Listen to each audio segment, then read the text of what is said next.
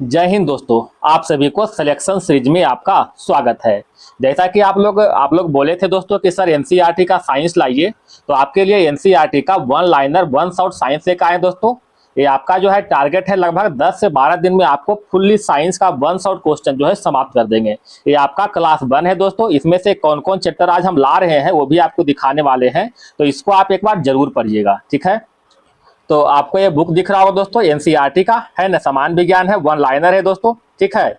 इसमें टोटल जो है, जो एग्जाम में पूछा गया रिवीजन नोट्स है सभी इसमें फिजिक्स है, रसायन शास्त्र है, जीव विज्ञान और सभी कुछ इसमें है। मोस्ट इंपॉर्टेंट है महेश कुमार बरनवाल का है, ठीक है। जैसा कि आप देख रहे हैं दोस्तों, तो अभी हम फिजिक्स के सेक्शन की ओर चलेंगे।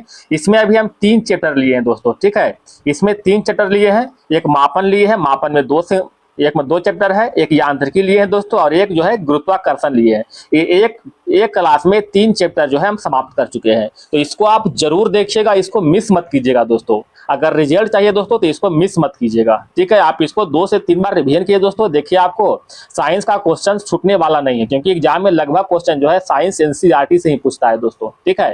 तो आप इसको जरूर पढ़िएगा, और वीडियो पसंद आए दोस्तों तो एक लाइक जरूर कीजिएगा। हिम्मत नहीं हारना है, इस बार जो है रिजल्ट लेकर दिखाना।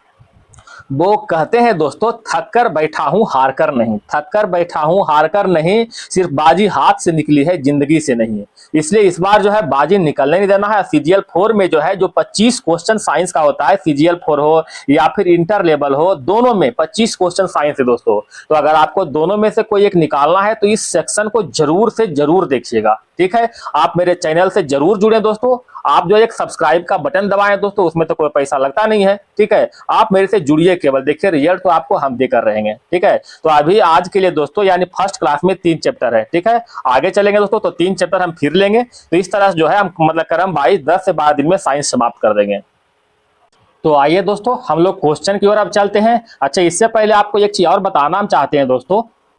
इससे पहले जो है सीजीएल 4 का जो है, बीएसएससी सीजीएल 4 का आपको रुक्मिणी पब्लिकेशन का जो वॉल्यूम 2 है दोस्तों, और आगे आप देखिए दोस्तों बीएसएससी सीजीएल 4 आपको यूटेरिया का दोस्तों वॉल्यूम 2, और एक और दोस्तों, ठीक है, आप देख रहे हैं कौटिल्य जीएस का सीजीएल 4 का। ये सभी बुक का जो है सेट प्रैक्टिस जो है आपको जो है यूट्यूब चैनल पर मिल जाएगा। अगर इसका पीडीएफ भी चाहिए दोस्तों तो हमारे टेलीग्राम चैनल आप ज्वाइन कीजिए। देखिए, वहां पर जो सारा पीडीएफ आपको बिल्कुल फ्री में अवेलेबल है। केवल यही नहीं, और बहुत सारे पीडीएफ मिल जाएगा बिल्कुल फ्री में। तो आप टेलीग्राम चैनल से या फिर व्हाट्सएप कम्युनिटी से जरूर जुड़े। लिंक हमारे वीडियो का डिस्क्रिप्शन बॉक्स में दिया रहेगा, ठीक है। तो आप वहां से जुड़ सकते हैं। तो आइए दोस्तों, हम लोग चलते हैं फिजिक्स की ओर, क्वेश्चन नंबर 1 से। क्वेश्चन नंबर 1, एक आकस्मिक घटना द्वारा अपनी अप्रत्याशित एवं उपयोगी खोज के हो जाने की परिघटना को क्या कहलाती है? राइट आंसर होगा सेरेंडीपीटी, ठीक है, सेरेंडीपीटी। क्वेश्चन नंबर नेक्स्ट, अति सूक्ष्म कणों की गति तथा उसके अंतर संबंधों के अध्ययन विज्ञान की किस शाखा के अंतर्गत किया जाता है? राइट आंसर होगा क्वांटम यांत्रिकी, क्वांटम यांत्रिकी। अति सूक्ष्म कणों की गति और उसके अंतर संबंधों के अध्ययन विज्ञान की किस शाखा के अंतर्गत किया जाता है?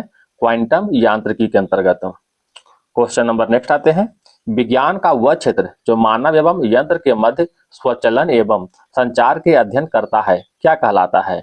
साइबरनेटिक्स, ठीक है, साइबरनेटिक्स। साइबरनेटिक्स को ही संचार एवं नियंत्रण का वैज्ञानिक अध्ययन कहा जाता है। क्वेश्चन नंबर आते हैं दोस्तों नेक्स्ट, चैप्टर आ गया मापन, मेजरमेंट। मूल भौतिक राशियां कितनी है? मूल भौतिक राशियां 7 है। ये 7 कौन कौन सा है दोस्तों, यहाँ दर्शाया गया है। जैसे में लंबाई का जो है मीटर होता है, ठीक है, लंबाई का मीटर होता है। द्रव्यमान का किलोग्राम, द्रव्यमान का किलोग्राम। समय का सेकेंड। विद्युत धारा का एम्पियर। ताप का केल्विन। और पदार्थ की मात्रा का मोल। ज्योति तीव्रता के कैंडेला। ये टोटल जो है 7 मूल राशियां हैं। क्वेश्चन नंबर आगे बढ़ते हैं, वायुमंडलीय दाब मापने का ये मात्रक क्या होता है? वायुमंडलीय दाब मापने का मात्रक बार होता है, बार। क्वेश्चन नंबर नेक्स्ट, शक्ति का मात्रक क्या होता है? शक्ति का मात्रक वाट होता है, याद रखिएगा, शक्ति का मात्रक वाट होता है। कार्य और ऊर्जा की मात्रक जूल होता है, कार्य और ऊर्जा की मात्रक जूल होता है। एसआई प्रणाली में त्वरण का मात्रक क्या होता है? मीटर पर सेकेंड स्क्वायर। त्वरण का एसआई मात्रक जो है मीटर पर सेकेंड स्क्वायर। ज्योति तीव्रता के मात्रक कैंडेला, ज्योति तीव्रता का मात्रक कैंडेला। पास्कल किस राशि की मात्रक है? दाब का। पास्कल किस राशि का मात्रक है? दाब का। बल का एसआई मात्रक क्या होता है? न्यूटन। बल का एसआई मात्रक न्यूटन। कहता है एक समुद्री मील प्रति घंटा की चाल को नॉट कहा जाता है। याद रखिएगा, नॉट कहते हैं, यह जो है समुद्री जहाज की गति की मापने की इकाई है। क्वेश्चन पूछता है दोस्तों कि समुद्री जहाज की गति की मापने की इकाई क्या कहते हैं? नॉट कहते हैं। आगे बढ़ते हैं। तरंग दैर्ध्य को किस मात्रक द्वारा व्यक्त करते हैं? एंगस्ट्रम के द्वारा। तरंग दैर्ध्य को एंगस्ट्रम के द्वारा व्यक्त करते हैं। कुछ मात्रक के बारे में दिया हुआ दोस्तों, मात्रक की पद्धतियां हैं उसके बारे में विवरण किया गया है। जैसे में सीजीएस मात्रक, सीजीएस मतलब सेंटीमीटर ग्राम सेकेंड सिस्टम, ठीक है। इसके बारे में क्या कहता है? कहता है यह पद्धति जो है फ्रांस में प्रचलित होने के कारण इस मापन पद्धति को फ्रेंच पद्धति या मीट्रिक प्रणाली कहते हैं। इसके अंतर्गत लंबाई को सेंटीमीटर में, द्रव्यमान को ग्राम में और समय को सेकेंड में व्यक्त करते हैं, ठीक है। आगे आता है दोस्तों एफपीएस। एफपीएस में क्या कहता है दोस्तों? Foot pound second system, foot pound second system. इस मापन पद्धति को ब्रिटिश पद्धति भी कहा जाता है। इसमें लंबाई को फुट में, द्रव्यमान को पाउंड में तथा समय को सेकेंड में व्यक्त किया जाता है। क्वेश्चन नंबर आगे बढ़ते हैं। अगला मात्रक है दोस्तों एमकेएस। एमकेएस मतलब metre kilogram second system, metre kilogram second system. इस मापन पद्धति को अमेरिकन पद्धति भी कहते हैं। इसमें लंबाई को मीटर में, द्रव्यमान को किलोग्राम में, समय को सेकेंड में व्यक्त किया जाता है। एमकेएस पद्धति का प्रयोग औद्योगिक एवं इंजीनियरिंग क्षेत्र में भी किया जाता है। आगे बढ़ते हैं दोस्तों। अगला है दोस्तों सबसे इंपॉर्टेंट, जो कि एसआई पद्धति, ठीक है। एसआई मतलब international system of units, international system of units. यह प्रणाली जो है वर्ष 1960 में अंतर्राष्ट्रीय स्तर पर एसआई पद्धति के रूप में स्वीकार की गई थी। इस मापन पद्धति में 7 मूल मात्रक व 2 मूल मात्रक होते हैं। क्वेश्चन अब आगे बढ़ते हैं दोस्तों। कुछ मात्रक दिया हो दोस्तों, जैसा कि आप देख रहे हैं, और इसका एसआई मात्रक दिया हुआ, ठीक है। जैसे क्षेत्रफल, क्षेत्रफल का सूत्र दिया हुआ है, लंबाई इंटू चौड़ाई दिया हुआ है, और इसका मात्रक होता है मीटर, मीटर स्क्वायर, ठीक है, मीटर स्क्वायर। इसमें आगे देखिएगा, कथा आयतन का जो है फार्मूला दिया हुआ है, लंबाई गुने चौड़ाई गुना ऊंचाई। इसका मात्रक होता है दोस्तों मीटर क्यूब, ठीक है। मात्रक क्या होता है? Metre cube. त्वरण, त्वरण का मात्रक क्या होता है? मीटर पर सेकेंड स्क्वायर। त्वरण का मीटर पर सेकेंड स्क्वायर। और त्वरण या फिर इसी को मंदन भी कहते हैं दोस्तों, वेग में परिवर्तन बटे समय, ठीक है, वेग में परिवर्तन बटे समय। बल का जो है मात्रक किलोग्राम मीटर पर सेकेंड स्क्वायर, किलोग्राम मीटर पर सेकेंड स्क्वायर, या फिर इसे न्यूटन कहते हैं, ठीक है। किलोग्राम मीटर पर सेकेंड स्क्वायर या फिर न्यूटन कहते हैं बल के मात्रक को। गतिज ऊर्जा को आप जानते हैं दोस्तों 1/2 mv स्क्वायर होता है। इसका मात्रक जो है किलोग्राम मीटर स्क्वायर प्रति सेकेंड स्क्वायर या फिर जूल कह सकते हैं, ठीक है। गतिज ऊर्जा को जूल भी इसका मात्रक होता है।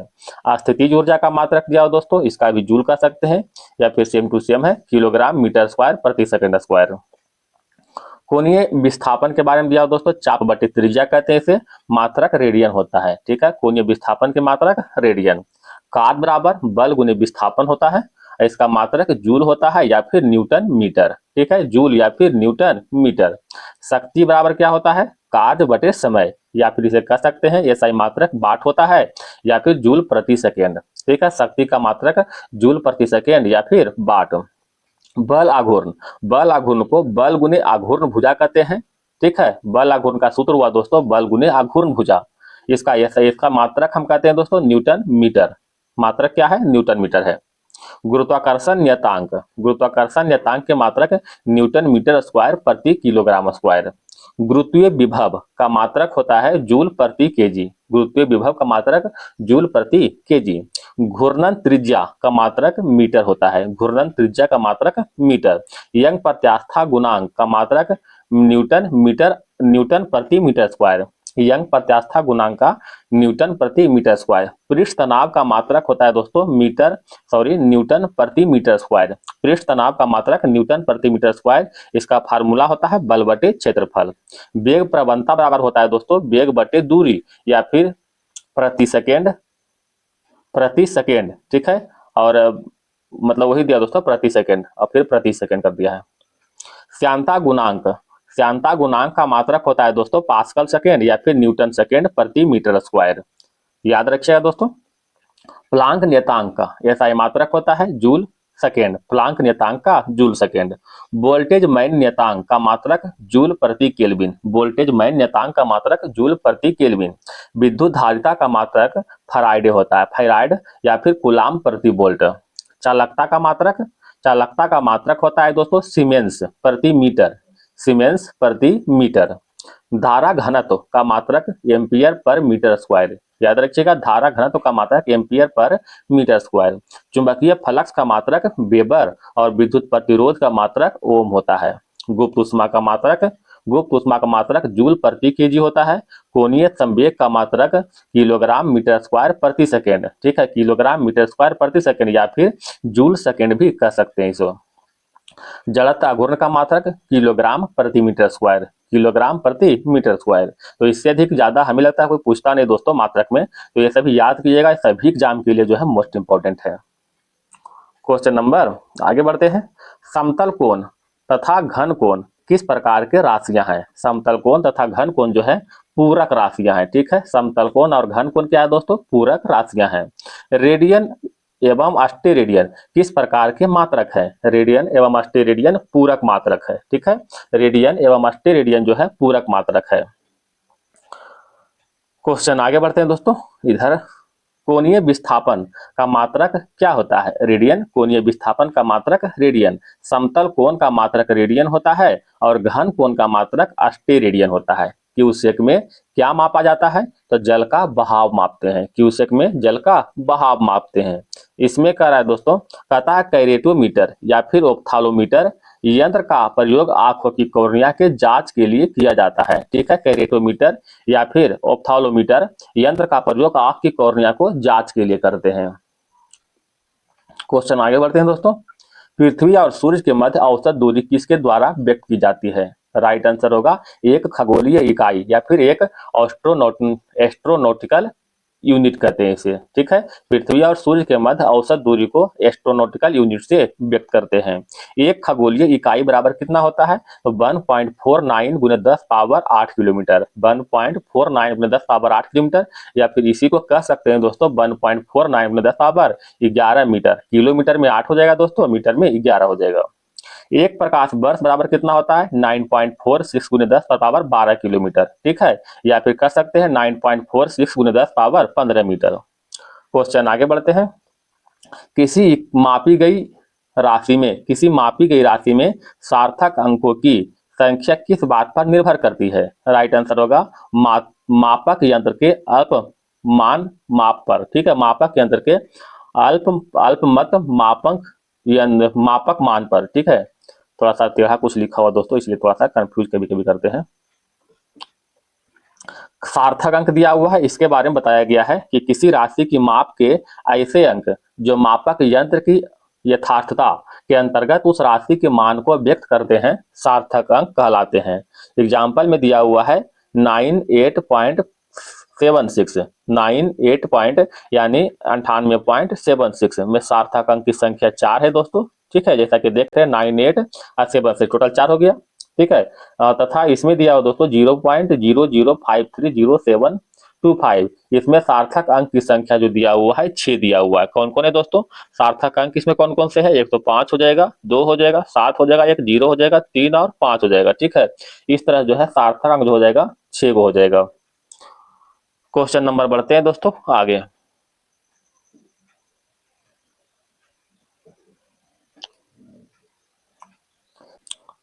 क्वेश्चन देखना है दोस्तों, कहता है अल्पतम अंक या फिर अल्पतमांक। इसमें क्या कहता है?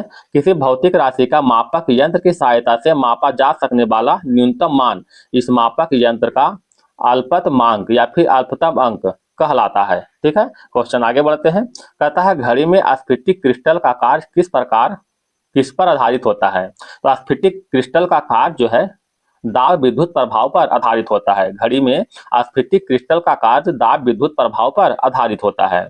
ऐसी राशियां जिसमें परिमाण होता है परंतु दिशा नहीं होती है क्या कहलाता है? अदिश राशि। जिसमें परिमाण होगा दिशा नहीं होगा उसे अदिश राशि कहते हैं।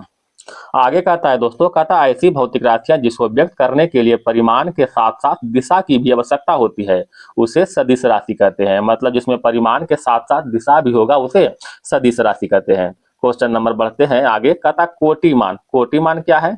कहता है जब किसी राशि के परिमाण को उसके निकटतम 10 की घात के रूप में व्यक्त किया जाता है, ठीक है, या लिखा जाता है, तो 10 के घात के रूप में प्राप्त निकटतम मान को उस संख्या का कोटि मान कहते हैं। ठीक है, जैसे में 3394 को हम लिख सकते हैं 3.394 गुणे 10 पावर 3, यानी इसको जो है हम कोटि मान कह सकते हैं 10 के घात में जो लिखा जाता है। आगे इसमें कहता है दोस्तों पारसेक। पारसेक जो है दूरी मापने की सबसे बड़ी इकाई है। एक पारसेक 3.262 प्रकाश वर्ष के बराबर होता है। ठीक है, 3.262 प्रकाश वर्ष के बराबर होता है एक पारसेक बराबर। आगे बढ़ते हैं। कहता चाल एक अदिश राशि है जबकि वेग एक सदिश राशि है, परंतु दोनों राशियां का मात्रक एक समान है जो क्या है मीटर पर सेकेंड होता है। चाल और वेग दोनों क्या है दोस्तों, एक अदिश है और दूसरा सदिश है, लेकिन दोनों का मात्रक समान है मीटर पर सेकेंड। क्वेश्चन आगे बढ़ते हैं। यहाँ पर कुछ डायग्राम में दिया हो दोस्तों सदिश राशि और सॉरी अदिश राशि, इधर सदिश राशि दिया हुआ है और विभिन्न मात्रक के बारे में बताया गया है। ठीक है, तो देखते हैं अदिश राशि कौन कौन से है। तो दूरी, चाल, द्रव्यमान, आयतन, ताप, कार्य और घनत्व, विद्युत धारा, ये सभी क्या है दोस्तों, तो अदिश राशि के एग्जाम्पल है। ठीक है, सदिश राशि में आते हैं विस्थापन, वेग, बल, संवेग, त्वरण, कोणीय वेग, ठीक है, चुंबकीय तीव्रता, विद्युत क्षेत्र की तीव्रता, ये सभी जो है सदिश राशि का एग्जाम्पल है। ठीक है, ऐसे ये किसका ट्रिक होता है दोस्तों, हालांकि सब में काम नहीं करता है, 90% काम कर जाएगा। ठीक है, जहां भी व रहेगा या फिर व रहेगा, ठीक है, तो ये जो आएगा खासकर सदिश राशि में आता है। ठीक है, सदिश, जैसे आप देख रहे हैं विस्थापन में ब है, वेग में ब है, बल में ब है, संवेग में ब है, त्वरण में व है, कोणीय वेग में ब है, ये सभी जो आप देख रहे हैं तो केवल ब और ब जहां रहता है सदिश राशि में आता है। हालांकि अदिश में भी एग्जाम्पल में कहीं कहीं मिलेगा दोस्तों, जैसे देखिए द्रव्यमान में एक मिल गया, वह है लेकिन आधा ब है। ठीक है, तो आप देख सकते हैं, इस तरह से याद रखिएगा। तो लगभग में काम करता है, ये नहीं बोले कि सब में काम करता है, लेकिन लगभग 90% काम कर जाता है। तो समझ में अगर नहीं आएगा तो इस तरह से आप मार सकते हैं। अच्छा, एक एंगस्ट्रम बराबर होता है 10 पावर माइनस 10 मीटर। एक खगोलीय इकाई बराबर 1.496 गुने 10 पावर 11 मीटर। ठीक है, एक खगोलीय इकाई बराबर 1.496 गुने 10 पावर 11 मीटर। एक डॉप्सन बराबर होता है 10 माइक्रोमीटर। एक डॉप्सन बराबर 10 माइक्रोमीटर। एक बैरल बराबर होता है 159 लीटर। एक बैरल बराबर 159 लीटर। एक माइक्रोन बराबर 10 पावर माइनस 6 मीटर। ठीक है, एक माइक्रोन बराबर 10 पावर माइनस 6 मीटर। एक नैनोमीटर बराबर होता है 10 पावर माइनस 9 मीटर।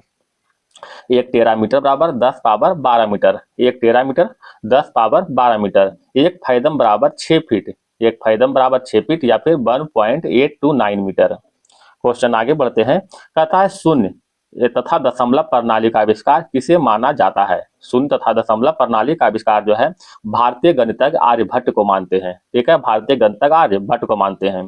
तो इस किताब को पूरा देखिएगा दोस्तों, इसको हम समाप्त भी करेंगे बहुत जल्दी और हर एग्जाम के लिए बहुत ही बेस्ट है। एनसीईआरटी का दोस्तों आप जानते हैं कि एनसीईआरटी का कितना महत्व है। ठीक है, तो आप इसको एक बार जरूर देखिएगा। जिनको भी CGL 4 का एग्जाम है या फिर इंटर लेवल BSc एग्जाम है उनके लिए तो और काफी महत्वपूर्ण है।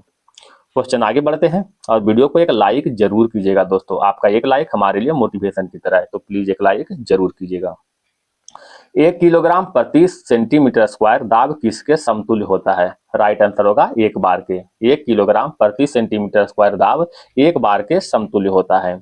1 पिकोग्राम में कितने ग्राम के बराबर होते हैं? 1 पिकोग्राम 10 पावर माइनस 12 ग्राम। 10 पावर माइनस 12 ग्राम। तो द्रव्यमान और प्रमुख मात्रक दिया हुआ है, देखिएगा। कहता है एक परमाणु द्रव्यमान की इकाई 1.67 गुने 10 पावर माइनस 27 किलोग्राम होता है। ठीक है, 1.67 गुने 10 पावर माइनस 27 किलोग्राम।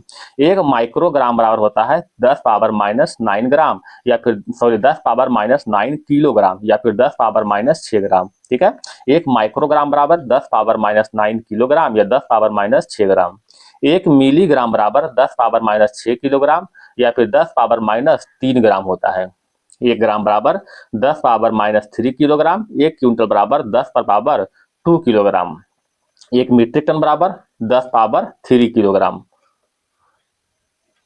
एक पाउंड बराबर 0.453 केजी, एक पाउंड बराबर 0.4537 केजी। ठीक है, एक चंद्रशेखर सीमा बराबर 1.4 गुने सूर्य की द्रव्यमान यानी 2.765 गुने 10 पावर 30 किलोग्राम। एक अश्व शक्ति में 746 वाट के बराबर होते हैं। क्वेश्चन आगे बढ़ते हैं। वायुमंडल में ओजोन परत की मोटाई मापने की मात्रक डॉब्सन यूनिट कहते हैं। ठीक है, ओजोन परत की इकाई जो है डॉब्सन से मापा जाता है। एक माइक्रोन किसके बराबर होता है? एक माइक्रोन 10 पावर -6 मीटर या फिर 10 पावर -4 सेंटीमीटर के बराबर होते हैं, या फिर कह सकते हैं 10 पावर -3 मिलीमीटर के। चालक का विद्युत प्रतिरोध का मात्रक ओम होता है। चालक का विद्युत प्रतिरोध का मात्रक क्या होता है? ओम होता है। क्वेश्चन आगे बढ़े दोस्तों। कहता एक बार जो है 1,00,000 पास्कल के बराबर होते हैं। ठीक है, एक बार जो है 1,00,000 पास्कल के बराबर होते हैं। क्वेश्चन आगे बढ़ते हैं दोस्तों। इसमें कुछ मापन के दशांश प्रणाली दिया हुआ दोस्तों, आप इसको एक बार देख लीजिएगा। ठीक है, थोड़ा बताने में समस्या है, इसलिए आप इसको पॉज करके इसको आप एक बार देख लीजिएगा। ठीक है, आगे बढ़ते हैं दोस्तों। कौन सी राशियां योग के त्रिभुज नियम का पालन करती है? तो सदिश राशियां। कौन सी राशियां योग के त्रिभुज नियम को पालन करती है? सदिश राशियां। माप की कौन सी इकाई को 0.39 से गुना करने पर इंच प्राप्त होते हैं? सेंटीमीटर। माप की कौन सी इकाई को 0.39 से गुना करने पर इंच प्राप्त होता है? तो सेंटीमीटर। तेल के मापन के लिए प्रयुक्त मात्रक बैरल लगभग कितना होता है? तो एक बैरल में 159 लीटर के बराबर होते हैं। एक बैरल में 159 लीटर के बराबर होते हैं। तीव्रगामी वायुयान और लड़ाकू विमानों की गति को किस मात्रक में व्यक्त करते हैं? राइट आंसर होगा मैक में। तीव्रगामी वायुयान और लड़ाकू विमानों की गति को मैक में व्यक्त करते हैं। क्वेश्चन आगे बढ़ते हैं दोस्तों। विद्युत केंद्रों में उत्पादित बिजली की मात्रा के माप किस इकाई में व्यक्त किया जाता है? राइट आंसर होगा मेगावाट में। विद्युत केंद्रों में उत्पादित बिजली की मात्रा के माप जो है मेगावाट में व्यक्त किया जाता है। क्वेश्चन आगे बढ़े। अगला चैप्टर आ रहा है दोस्तों मापक यंत्र, इसके बारे में है। कहता है वायु में उपस्थित आर्द्रता मापने के लिए किस यंत्र का प्रयोग करते हैं? हाइग्रोमीटर का। ठीक है, वायु में उपस्थित आर्द्रता को मापने के लिए हाइग्रोमीटर का प्रयोग करते हैं। Question number next. घर्षण तथा स्नेहक का अध्ययन विज्ञान किस शाखा के अंतर्गत किया जाता है? उसे ट्राइबोलॉजी कहते हैं। घर्षण तथा स्नेहकों का अध्ययन विज्ञान को ट्राइबोलॉजी कहते हैं। समय के वैज्ञानिक पद्धति से अध्ययन करने वाले विज्ञान को क्या कहते हैं? राइट आंसर होगा होरोलॉजी कहते हैं। समय की वैज्ञानिक पद्धति से अध्ययन करने वाले विज्ञान को होरोलॉजी कहते हैं। कैरेट मीटर यंत्र का प्रयोग किस लिए किया जाता है? राइट आंसर होगा सोने की शुद्धता को मापने के लिए। कैरेट मीटर यंत्र का प्रयोग किस लिए करते हैं? तो सोने को शुद्धता को मापने के लिए। क्वेश्चन नंबर आगे बढ़ते हैं। दुग्ध उत्पादों में वसा की मात्रा मापने के लिए किस यंत्र का प्रयोग करते हैं? तो दूध में जो है वसा की मात्रा को मापने के लिए ब्यूटीरोमीटर का प्रयोग करते हैं। ब्यूटीरोमीटर को। प्रकाश की तीव्रता मापने के लिए किस उपकरण का प्रयोग किया जाता है? राइट आंसर होगा लक्स मीटर का। प्रकाश की तीव्रता को मापने के लिए लक्स मीटर का प्रयोग करते हैं। किस यंत्र द्वारा मस्तिष्क विभव को मापा जाता है? राइट आंसर होगा इलेक्ट्रोइंसफेलोग्राफ। ठीक है, इलेक्ट्रोइंसफेलोग्राफ या फिर इसे डबल ईजी कह सकते हैं। इलेक्ट्रोइंसफेलोग्राफ डबल ईजी। ठीक है, एक होता है दोस्तों ईसीजी। ठीक है, इलेक्ट्रोकार्डियोग्राफी से कहते हैं ईसीजी। क्वेश्चन आगे बढ़ते हैं। मैनोमीटर का उपयोग बताइएगा। तो द्रवों और गैसों को दाब मापने में मैनोमीटर का उपयोग द्रवों और गैसों के दाब मापने में प्रयोग करते हैं। कुछ दिया हुआ है दोस्तों यहाँ पर वन लाइनर के फॉर्म में। कहता है रेक्टिफायर एक विद्युत युक्ति है जो प्रत्यावर्ती धारा को दिष्ट धारा में परिवर्तित करती है। ठीक है, यानी एसी को डीसी में परिवर्तन करने के लिए रेक्टिफायर का प्रयोग करते हैं। क्वेश्चन नंबर आगे बढ़ते हैं। दूर स्थित वस्तुओं के ताप किस यंत्र से मापा जाता है?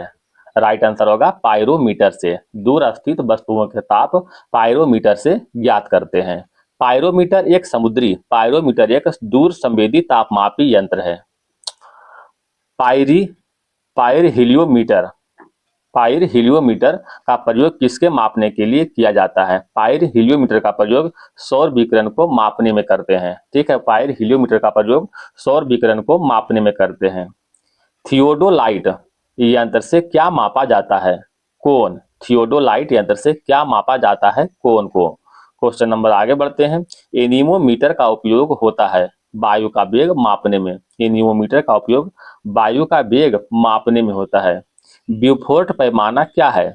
ब्यूफोर्ट पैमाना पवन का वेग तथा स्थल की दशाओं के बीच संबंध बताने वाली अनुभाविक तरीका है। ठीक है, पवन का वेग स्थल की दशाओं के बीच संबंध बताने वाली अनुभाविक तालिका है। क्वेश्चन आगे बढ़ते हैं। अल्टीमीटर का उपयोग किसके मापन में किया जाता है?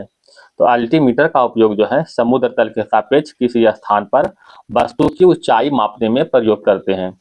समुद्र तल का सापेक्ष किसी स्थान पर वस्तु की ऊंचाई मापने में अल्टीमीटर का प्रयोग करते हैं। Question number next.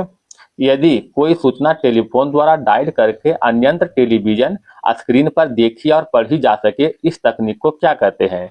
तो इस तकनीक को टेलीफैक्स कहते हैं। ठीक है, यदि कोई सूचना टेलीफोन द्वारा डायल करके अन्यत्र टेलीविजन या स्क्रीन पर देखी या पढ़ी जा सकती है, इस तकनीक को टेलीफैक्स कहते हैं। Question number next. जहाजों में समय मापने के लिए कौन सा उपकरण का प्रयोग करते हैं? क्रोनोमीटर को। ठीक है, जहाजों में समय मापने के लिए क्रोनोमीटर का प्रयोग करते हैं। टैकोमीटर को किसके मापन में प्रयोग किया जाता है? टैकोमीटर को चक्रण की गति को मापने में प्रयोग करते हैं। चक्रण की गति मापने में। विकिरण ऊर्जा को मापने के लिए कौन सा उपकरण का प्रयोग करते हैं? विकिरण ऊर्जा को मापने के लिए एक टीनोमीटर का प्रयोग करते हैं। ठीक है, विकिरण ऊर्जा को मापने के लिए एक टीनोमीटर का प्रयोग करते हैं।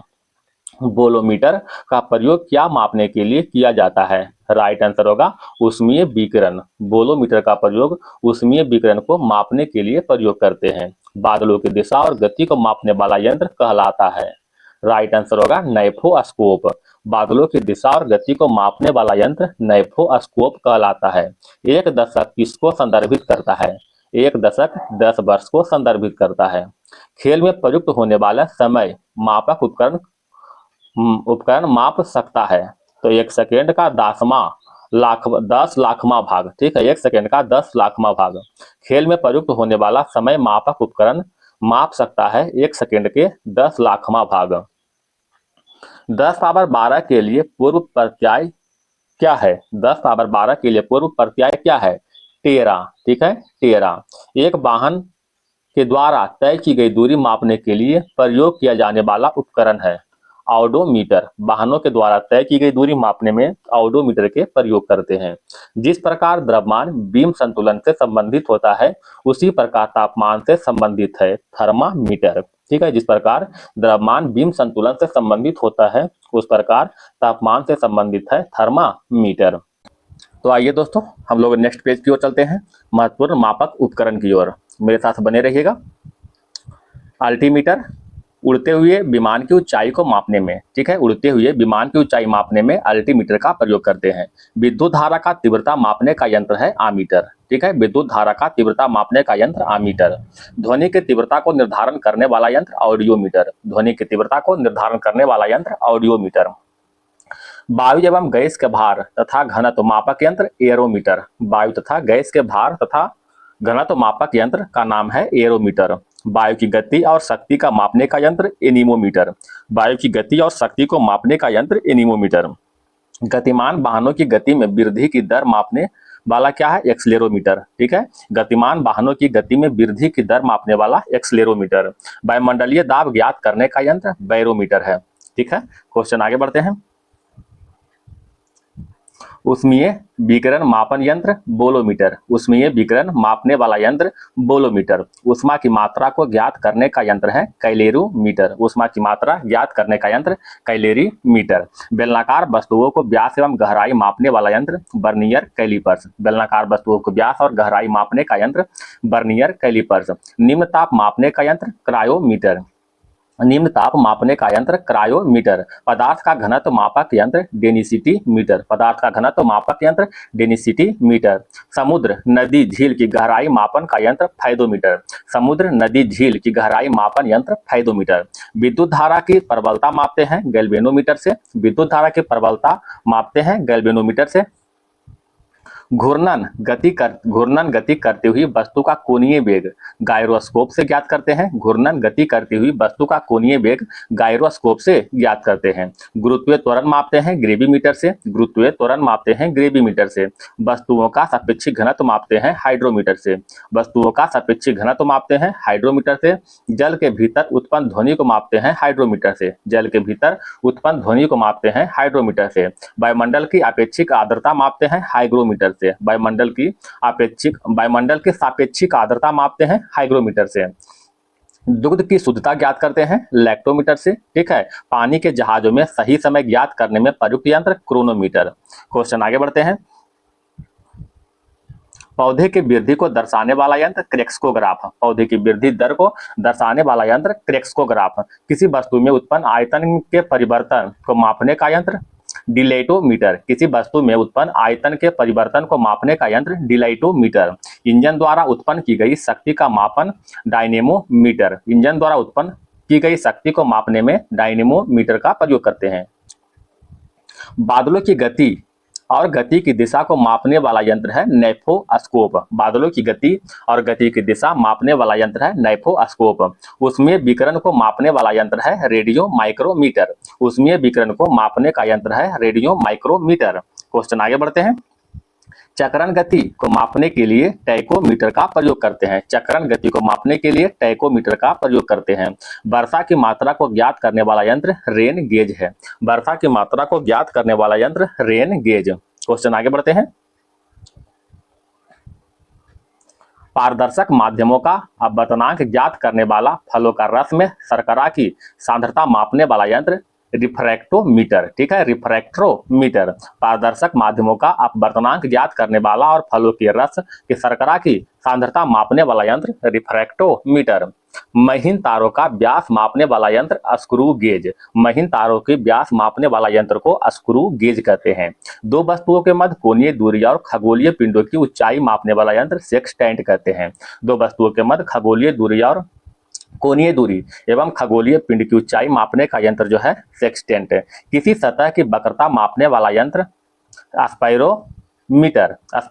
ठीक है, किसी सतह की वक्रता मापने का यंत्र स्फेरोमीटर। क्वेश्चन आगे बढ़ते हैं। धमनियों में रुधिर के दाब को मापने का उपकरण स्फिग्नोमैनोमीटर। धमनियों में रुधिर को मापने का उपकरण स्फिग्नोमैनोमीटर। अनुप्रस्थ यानी क्षैतिज तथा लंबवत कोनों की मापने का यंत्र थियोडोलाइट। अनुप्रस्थ यानी क्षैतिज, लंबवत, ऊर्ध्वाधर कोनों की माप करते हैं थियोडोलाइट से। विकिरण तीव्रता मापने का यंत्र थर्मोपाइल। विकिरण की तीव्रता मापने का यंत्र है थर्मोपाइल। द्रवों के प्रवाह की गति मापने का यंत्र है वेंचुरीमीटर। द्रवों की प्रवाह की गति मापने का यंत्र है वेंचुरीमीटर। ध्वनि की तीव्रता बढ़ाने का यंत्र लाउड स्पीकर। ध्वनि के वेग के अनुपात में वायुयान की गति मैक मीटर। ध्वनि की वेग के अनुपात में वायुयान की गति मापने वाला यंत्र है मैक मीटर।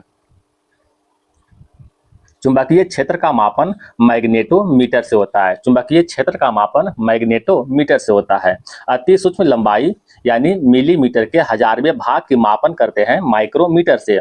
अति सूक्ष्म की लंबाई यानी मिलीमीटर के हजारवें भाग की मापन करते हैं माइक्रोमीटर से। वाहनों द्वारा तय की गई दूरी को मापते हैं ओडोमीटर से। वाहनों द्वारा तय की गई दूरी को मापने वाला यंत्र है ओडोमीटर। विद्युत प्रतिरोध को मापने के लिए ओम मीटर का प्रयोग करते हैं। विद्युत चुंबकीय तरंगों की तरंगदैर्घ्य मापने में ओंडोमीटर का प्रयोग करते हैं। विद्युत चुंबकीय तरंगों की तरंगदैर्घ्य को मापने में ओंडोमीटर का प्रयोग करते हैं। उच्च तापयुक्त पिंड के ताप का मापने में पायरोमीटर का प्रयोग करते हैं। उच्च तापयुक्त पिंड के ताप मापने में पायरोमीटर का प्रयोग करते हैं। ध्वनि की तीव्रता का मापने में फोनोमीटर का प्रयोग करते हैं। ध्वनि की तीव्रता को मापने में फोनोमीटर का प्रयोग करते हैं। अपराधियों संदिग्ध व्यक्तियों के कथन की जांच करने वाला यंत्र पॉलीग्राफ है। अपराधियों या फिर संदिग्ध व्यक्तियों के कथन की जांच करने वाला यंत्र है पॉलीग्राफ। दूर स्थित वस्तुओं की अवस्थिति ज्ञात करने हेतु उपकरण रडार। दूर स्थित वस्तुओं की अवस्थिति ज्ञात करने हेतु उपकरण है रडार। विकिरण की मापन के लिए रेडियोमीटर का प्रयोग करते हैं। विकिरण की मापन के लिए रेडियोमीटर का प्रयोग करते हैं। भूकंपीय तरंगों की तीव्रता को मापने में सिस्मोग्राफ का प्रयोग करते हैं। भूकंपीय तरंगों की तीव्रता को मापने में सिस्मोग्राफ का प्रयोग करते हैं। गतिमान वाहनों की गति मापने में स्पीडोमीटर, ठीक है, गतिमान वाहनों की गति मापने वाला यंत्र स्पीडोमीटर। सौर विकिरण की मापने वाला यंत्र पायरेलियोमीटर, ठीक है, पायरेलियोमीटर। द्रव की श्यानता मापने वाला यंत्र विस्कोमीटर, द्रव की श्यानता मापने वाला यंत्र विस्कोमीटर। विद्युत चुंबकीय तरंगों की आवृत्ति को मापने में वेवमीटर का प्रयोग करते हैं, विद्युत चुंबकीय तरंगों की आवृत्ति मापने में वेवमीटर का प्रयोग करते हैं। विभवांतर मापने का उपकरण इलेक्ट्रॉन मीटर, विभवांतर मापने का उपकरण इलेक्ट्रॉन मीटर। कुछ एक लाइन और दिया हुआ है दोस्तों, देखिएगा। एंडोस्कोप का उपयोग चिकित्सक मानव शरीर के आंतरिक भागों को चित्र लेने में करते हैं, ठीक है, यानी मानव शरीर के आंतरिक भागों को चित्र लेने में एंडोस्कोप का प्रयोग करते हैं। क्वेश्चन आते हैं दोस्तों आगे, चैप्टर आ गया यांत्रिकी, ठीक है। आप एक बार इसको पूरी तरह से पढ़ लीजिए दोस्तों, आशा करते हैं एग्जाम में कभी नहीं छूटेगा। इसलिए पूरी जो है टोटल के टोटल क्वेश्चन एक बार नहीं दोस्तों, कई बार आप इसको रिवीजन कीजिएगा, ठीक है, 2-3 बार देखिएगा तो माइंड में सेट हो जाएगा, तो एग्जाम में छूटने का चांस बहुत ही कम रहेगा। आइए दोस्तों, पहला दिया हुआ गति एवं विराम के बारे में। तो गैस के अणु किस प्रकार की गति करते हैं? राइट आंसर होगा ब्राउनी गति। गैस के अणु किस प्रकार की गति करते हैं? तो ब्राउनी गति। द्रव व गैस के अणुओं के मध्य होने वाली गति या कंपन को ब्राउनी गति कहते हैं, ठीक है। द्रव या फिर गैस के अणुओं के मध्य होने वाले गति या कंपन को ही ब्राउनी गति कहते हैं। यदि किसी गतिमान पिंड का त्वरण शून्य है तो उसका पथ कैसा हो सकता है? ठीक है, तो किसी गतिमान पिंड का त्वरण शून्य होगा तो उसका पथ सरल रेखीय होगा, ठीक है, सरल रेखीय होगा। क्वेश्चन आगे बढ़ते हैं। रॉकेट किस सिद्धांत पर कार्य करता है? तो रॉकेट जो है संवेग संरक्षण के सिद्धांत एवं न्यूटन के गति के तृतीय नियम पर काम करता है। रॉकेट संवेग संरक्षण के सिद्धांत एवं न्यूटन के गति के तृतीय नियम पर कार्य करता है। क्वेश्चन आगे बढ़ते हैं। रेखीय संवेग संरक्षण नियम के अनुसार बाह्य बल की अनुपस्थिति में किसी निकाय का रेखीय संवेग संरक्षित रहता है। क्वेश्चन आगे बढ़ते हैं। एक समान वेग में चलती हुई खुली गाड़ी में बैठा हुआ एक व्यक्ति वायु के ऊपर की ओर लंबवत कोई गेंद उछालता है। यदि वायु के प्रतिरोध का प्रभाव उपेक्षा कर दिया जाए तो गेंद कहाँ गिरेगी? गेंद व्यक्ति के हाथों में गिरेगी, ठीक है, गेंद जो है व्यक्ति के हाथों में गिरेगी। Question number next. किसी वृत्तीय पथ पर गतिमान किसी वस्तु द्वारा 2 चक्कर लगाने पर उसकी औसत चाल अथवा औसत वेग क्या होगा? यदि वृत्त की त्रिज्या r मीटर व 1 चक्कर में लिया गया समय t सेकेंड हो तो इसका औसत चाल बराबर होगा 2 पाई r बटे में t, 2 pi r by t। Question आगे बढ़ते हैं। वृत्तीय पथ पर एक समय गति से गतिमान पिंड का त्वरण उत्पन्न होने की क्या कारण है? राइट आंसर होगा लगातार गति की दिशा में परिवर्तन होना। वृत्तीय पथ पर एक समान गति से गतिमान पिंड पर त्वरण उत्पन्न होने का क्या कारण है? तो लगातार गति की दिशा में परिवर्तन होना। क्वेश्चन नंबर नेक्स्ट आते हैं दोस्तों। न्यूटन के गति के नियम के बारे में दिया हुआ है। तो न्यूटन के गति का प्रथम नियम क्या कहता है दोस्तों? कहता है यदि कोई वस्तु गतिशील अथवा विराम अवस्था में हो तो उसकी इस अवस्था में तब तक कोई परिवर्तन नहीं होगा जब तक उस वस्तु पर पर्याप्त बाह्य बल न लगाया जाए, ठीक है, ये न्यूटन का प्रथम गति नियम है। मान लीजिए कोई बॉल है दोस्तों, ठीक है, बॉल एक जगह स्थिर है, अब वो हिले डुलेगा कब या फिर आगे कब बढ़ेगा? जब तक उसमें कोई बाह्य बल नहीं लगाएंगे, उसको धक्का नहीं देंगे, तब तक वो कुछ नहीं होगा, हिलेगा नहीं, ठीक है, धक्का देंगे आगे बढ़ेगा। तो इसी को जो है न्यूटन के प्रथम गति नियम कहते हैं। न्यूटन के दूसरा गति नियम देखते हैं दोस्तों कि किसी वस्तु के संवेग में परिवर्तन के दर उस पर लगाए गए बल के समानुपाती होती है तथा संवेग परिवर्तन की दिशा बल की दिशा के अनुरूप होती है। ये न्यूटन के सेकेंड लॉ हुआ। क्वेश्चन नंबर आगे बढ़ते हैं दोस्तों। गति के तृतीय नियम कहता है प्रत्येक क्रिया के पश्चात उसके बराबर एवं विपरीत प्रतिक्रिया होती है। इस नियम को क्रिया प्रतिक्रिया नियम भी कहते हैं। क्वेश्चन आगे बढ़ते हैं। रिवीजन के लिए दोस्तों एक नंबर बेस्ट वीडियो है, ठीक है, एकदम बेस्ट किताब के साथ बेस्ट वीडियो है, तो रिवीजन एक बार आप जरूर कीजिएगा इसको। एक समान वृत्तीय गति पर त्वरण सदैव उपस्थित रहता है। एक समान वृत्तीय गति पर त्वरण जो है सदैव उपस्थित रहता है। वर्षा की बूंदें गिरते समय एक समान रूप से गिरती है। यहाँ एक समान से आशय क्या है? तो एक समान से आशय है एक समान त्वरण से गिरती है, ठीक है, यानी वर्षा की बूंदें गिरते समय एक समान रूप से गिरती है, मतलब जो हुआ कि एक समान त्वरण से गिरती है। किस प्रकार के गति में किसी वस्तु का औसत वेग शून्य हो सकता है? राइट आंसर होगा वृत्तीय गति में, ठीक है। किस प्रकार की गति में किसी वस्तु का औसत वेग शून्य हो सकता है? वृत्तीय गति में। यदि किसी पिंड सरल रेखा पर चल रहा हो तो इसके त्वरण के संबंध में क्या कहा जा सकता है? राइट आंसर होगा त्वरण शून्य या गति के दिशा में। त्वरण शून्य या गति के दिशा में। क्वेश्चन आगे बढ़ते हैं। क्रिकेट में तेज गेंदबाज फेंकने से पूर्व दौड़ क्यों लगाते हैं? गेंद को अधिक गति प्रदान करने हेतु और संवेग बढ़ाने के लिए। ठीक है, गेंद को अधिक गति प्रदान करने हेतु और संवेग को बढ़ाने के लिए। क्षैतिज वृत्त में नियत चाल से गतिशील वस्तु के लिए नियत राशि क्या है? तो गतिशील वस्तु के लिए नियत राशि त्वरण है। ठीक है, गतिशील वस्तु के लिए नियत राशि क्या है? त्वरण। एक ट्रेन जैसे ही चलना प्रारंभ करती है उसमें बैठे हुए यात्री पीछे की ओर झुक जाते हैं, इसका कारण क्या है? तो इसका कारण जड़त्व के नियम है, जड़त्व के कारण है। पेड़ की डालियों को हिलाने से फल नीचे क्यों गिर पड़ते हैं? राइट आंसर होगा जड़त्व के कारण। ठीक है, जब पेड़ हिलाते हैं तो फल नीचे गिरते हैं, किस कारण? जड़त्व के कारण। क्वेश्चन नंबर आगे बढ़ते हैं। जड़त्व के नियम सर्वप्रथम किसने दिया था? जड़त्व का नियम गैलीलियो ने दिया था। ठीक है, गैलीलियो ने। न्यूटन द्वारा प्रतिपादित गति के प्रथम नियम किससे परिभाषित करता है? तो गति का प्रथम नियम जो है जड़त्व को परिभाषित करता है। सरल आवर्त गति के दोलन में किसकी आवश्यकता होती है? राइट आंसर होगा प्रत्यास्था एवं जड़त्व दोनों की। ठीक है, सरल आवर्त गति में दोलन में किसकी आवश्यकता होती है? तो प्रत्यास्था एवं जड़त्व दोनों की आवश्यकता होती है। क्वेश्चन आगे बढ़ते हैं। अच्छा, ये जो है न्यूटन के प्रथम नियम के कुछ उदाहरण दिया था दोस्तों, ध्यान नहीं दिए, आगे बढ़ते हैं। ठीक है, कहता है मंदन क्या है? मंदन ऋणात्मक त्वरण है, ऋणात्मक त्वरण को ही मंदन कहते हैं। Question number next. कोई वस्तु वेग के साथ ऊपर की ओर फेंकी जाती है, एक ऊंचाई तक पहुंचने के बाद उस वस्तु पृथ्वी की ओर लौट आती है, वस्तु द्वारा तय की गई दूरी तथा विस्थापन का अनुपात क्या होगा? तो तय की गई दूरी तथा विस्थापन का अनुपात अनंत होगा। ठीक है, क्वेश्चन आगे बढ़ते हैं दोस्तों। इसका कुछ एग्जाम्पल दिया हुआ है, जैसे में माना कि ऊपर की ओर फेंकी गई वस्तु 20 मीटर की ऊंचाई तक जाकर वापस लौटता है, तो तय की गई दूरी क्या होगा? 20 जाएगा और पुनः 20 आएगा, यानी टोटल जो है 40 मीटर होगा। ठीक है, उसमें क्या होगा? वस्तु का विस्थापन शून्य होगा। ठीक है, वस्तु का विस्थापन क्या होगा? शून्य होगा।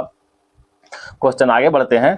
कहता है दूरी और विस्थापन में अंतर क्या है? तो दूरी के बारे में कह रहा है दोस्तों, दूरी के बारे में कह रहा है कि दूरी सदैव धनात्मक होता है, इसका मान कभी भी शून्य नहीं हो सकता, लेकिन विस्थापन धनात्मक और ऋणात्मक या फिर शून्य भी हो सकता है। ठीक है, विस्थापन जो है धनात्मक, ऋणात्मक या फिर शून्य भी हो सकता है।